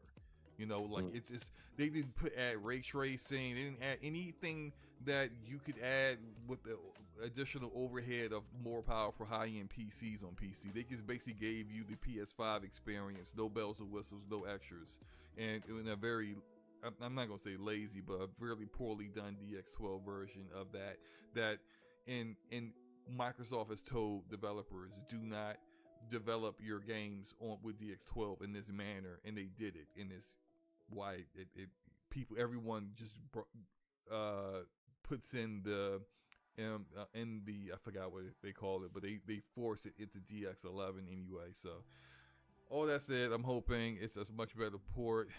But I'm super excited for this game. I think a lot of PlayStation gamers are gonna love Star Rail, which is the other game in the Genshin universe. It's unlike Genshin Impact. It is a turn-based RPG, but I played it on PC. It's very, very good. It looks beautiful. Great character models, just great animations all around. It's a really good game. I did have to stop though, because those games got those gotcha elements, and the way they do it in the Genshin universe, they kind of like time gate and also progress gate the main story, so you kind of gotta pay money to go a little bit further. But I got a good like 20-25 hours out of it before I was like, I'm gonna actually have to spend some money in order to be able to unlock the enough of levels and progress to do the rest of the campaign. I just wasn't willing to do that, but I think people could definitely dig it and have fun with it for what it is. And I mean that's it. Did I miss anyone? Their thoughts on the state of play? Forte, did you do your thoughts? Nope. Okay, go ahead. I Forte. got them. Go ahead, Ben. No, I said I got mine. Oh, I'm okay. We're all good. Everyone's got their thoughts on state of play, right? Oh, we made it through the list. Yes, I told you. Yeah, but I said we also were gonna make it. If we made it through this list, it was gonna be 3 hours. Yeah. It is not quite 3 hours. It is technically, okay, it is 3 hours. No, wait, no, it's not. No, it's not. It is 3 hours. All right. Anyway, look, outro. Outros. Appreciate you guys for joining us. Mooch, you said you was gonna have to leave early, and you stayed for the entire time. I appreciate you, bro. I just chalk it up to you having a good time over here in these neck of the woods. But Mooch, let the fine people know where they can find you, man. Yeah, man. Thanks for having me. I appreciate the great gaming Forte and the great slow-mo backslap. I appreciate that. Also, good to hang out with OBM. OBM never available on a Friday night. Let me tell you. I have excuses. I have a lady now, and like it's like one of those things. If I don't go out and touch grass on Fridays, I don't get to touch other things. So you know how yeah, I understand. Oh man, yeah, I know how that is. He can say that. It's midnight almost, so he can say whatever he wants on YouTube. No, I think the outstanding podcast that you guys had a great show, guys. Everybody that's in the chat, Please hit the like button. This was an outstanding show that we put on tonight. I really enjoyed being on DPS. And yeah, tomorrow night, 7 p.m. Eastern, Crossfire. Great lineup, great guests. It's going to be a lot of fun. I'm looking forward to it. A lot of things, some of the things we talked about tonight, and I got a couple curveballs too. It's always good to throw a couple curveballs. That being said, guys, yeah, looking forward to my return on DPS one day. And thanks for having me, guys. Really, honestly, just a privilege. And thanks for always supporting me. I appreciate the great Gaming Forte and the great Slow-Mo Backslap for always being there. Those two especially. These guys always answer the call when I need a guest on the show or I invite them. They're just there. I've talked to Gaming Forte a number of times behind the scene on some technical stuff and slow-mo with gaming. So guys, thank you. Keep doing what you're doing. I hope your channels keep growing, and we'll hope to see you guys in the chat tomorrow night. Well, you'll see me in the show tomorrow night. So yeah, I'll be there. But also, appreciate you, Moosh, for sticking around. But you know what, Slow-Mo? You do realize this is gonna come back around. So when he calls you to come to DP, come on Crossfire, and the show runs long, you can't be the first one to say you gotta go. you are indebted to the 3-hour podcast. I think the last time I was on, I had to leave early for whatever reason. So I'm already gotta make sure that I'm there for the long haul. So it's gonna be it's gonna be all right. Hate to say it, Booch, I gotta go early. He says, I was like, that's all right. So, I mean, it was 2 hours. It was after 2 hours. So I appreciate you staying though, Slow-Mo. Yeah, I'm always gonna give Slow-Mo crap every once in a while. Every once in a while, all the time, more likely. But no, again, Mooch, thanks. I'm also gonna have you and OBM's stuff in the description. I just forgot to do that before we went live. I'll make sure that's in there post show. Appreciate it. One Bad Insider, also known as One Bad Mother. Where can the fine people find you, man? Yeah, these days you can find me on Twitter at mother_1, and I've been mentioning it for a while here and there. I am going to eventually have a my own YouTube channel. Long overdue. It's like I have it teed up, and it's one of those things where it's like when I start doing it, I want to be consistent initially, and then the plan was to just start it actually like right now, like this month, and I have like everything kind of worked in the background. But the thing is, like, this is like the best game, like this is like the most games, like must-have games that have come out all at once, probably since like 2007. And I'm just, I'm like, you know what, I'm just gonna enjoy these. And then when I'm ready for the other stuff, I'll do that. And so that might be delayed a month or two. But this is just insane. Like I had 80 hours in a Baldur's Gate, and then Starfield comes out. Now it's 95 into that, and there's all these. We got all these other things lined up. So, but yeah, I'm having withdrawal symptoms. I think it's ready for me to get back onto the Starfield. But before we head out, I want to thank you guys. Always appreciate you. Mr. Forte, I get to see you sometimes, and Slow-Mo, you get a chance to chat, and love talking to you guys about gaming. And Mr. Mooch, I always love. We tend to be like on different ends of almost every subject, but it's always respectful, and I really appreciate that. So always good to have those discussions, and I do like to discuss with people that disagree with me. So it's always awesome. So appreciate all of you tonight, and thanks. What would you say? Shout out to OBM. I want to say, OBM, you're right, but the best part about our conversations is that we both make great points. We generally meet in the middle, and that's what it's all about. I mean, that's what I found in Crossfire on is people come on all the time, and yes, sometimes we have a panel on that agrees with each other. Sometimes we don't. Boy, we have that. You guys know that. But at the same time, that's what this is all about, right? I mean, to get on a show and just agree, I find it a little boring. So that's why OBM, that's why I keep throwing that invite. I want you on the show because I like a different opinion than my own and others. I want to hear what you have to say. I think it's very valuable. I think it's very important. So absolutely, OBM. It's always great to podcast with you. We'll get you on one Friday night soon. Someday the lady will be doing something else. Maybe. Yes. I've had other friends too, like around that do Friday stuff, and it's like, so one day maybe I'll just do a full circuit. But anyway, but yeah, appreciate it, man. Appreciate the kind words too. Thanks. Yeah, and we definitely gotta get you guys back on DPS as well. it's good to mix it up sometimes and not just have me and Forte yelling at each other for 2 hours. Instead, have some back and forth with other voices and other thoughts and other interests and preferences in gaming.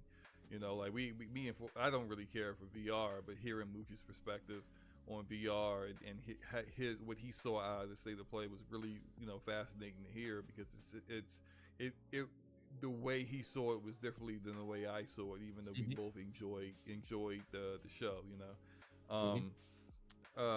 Forte, what do you got going on, man? You gonna finally make a video or what? What are you doing, man? Oh, here we go. Oh yeah. It's my turn. It's my turn. I deserve that. I deserve that. Yes, I definitely will be doing that.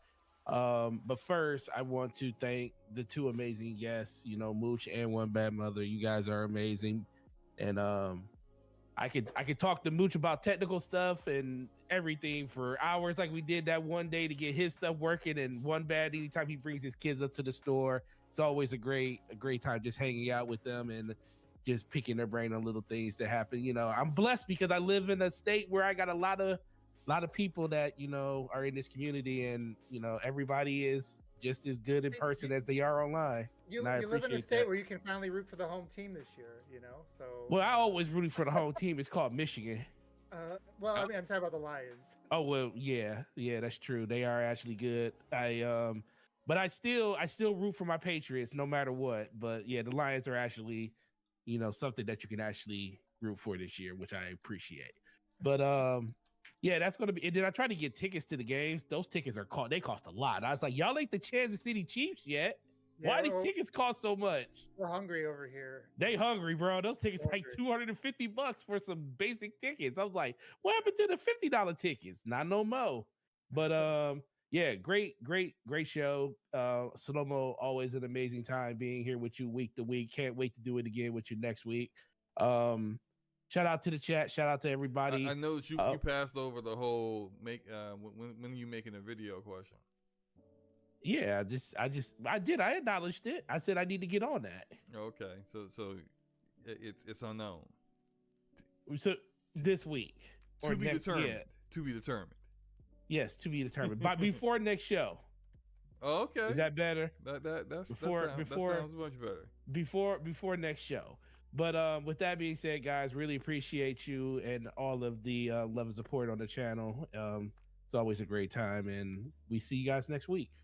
Yeah, I did want to acknowledge our channel members. Oh yeah, definitely do that. And before I do that, while Forte's getting his channel members up, I believe, I haven't double checked, but I believe the 4th episode of The Expanse should have dropped today. I'm going to double check that before I go to sleep tonight.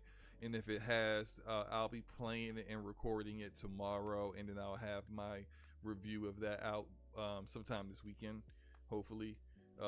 Time willing, with family and whatnot, but definitely pretty soon.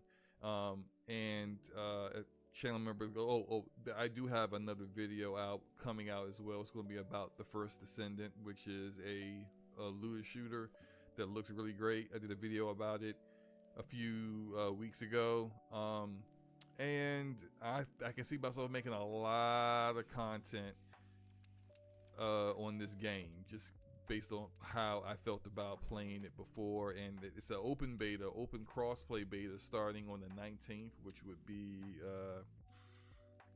what is that, Tuesday next week, I believe. I think it's Tuesday, so look out for that. I'll definitely be playing it and definitely streaming it, so look out for that too. And as our channel members goes, first off I want to say, if you like the show, hit the like button. At least it showed that you like it. Hit the like button or something, and hit the subscribe button if you want to see more content, coming from us here. But I did want to shout out the people who have been supporting us so faithfully as channel members. Shout out to Arodimus, Leon Warfield, Vay Babe, Donnell Brown, Dragonheart Yobi, Enrique Hargi Shani, Truth Serm, Trevor Birdsong, aka Ramon Terrell, the Hallmark Channel Actor of the Year.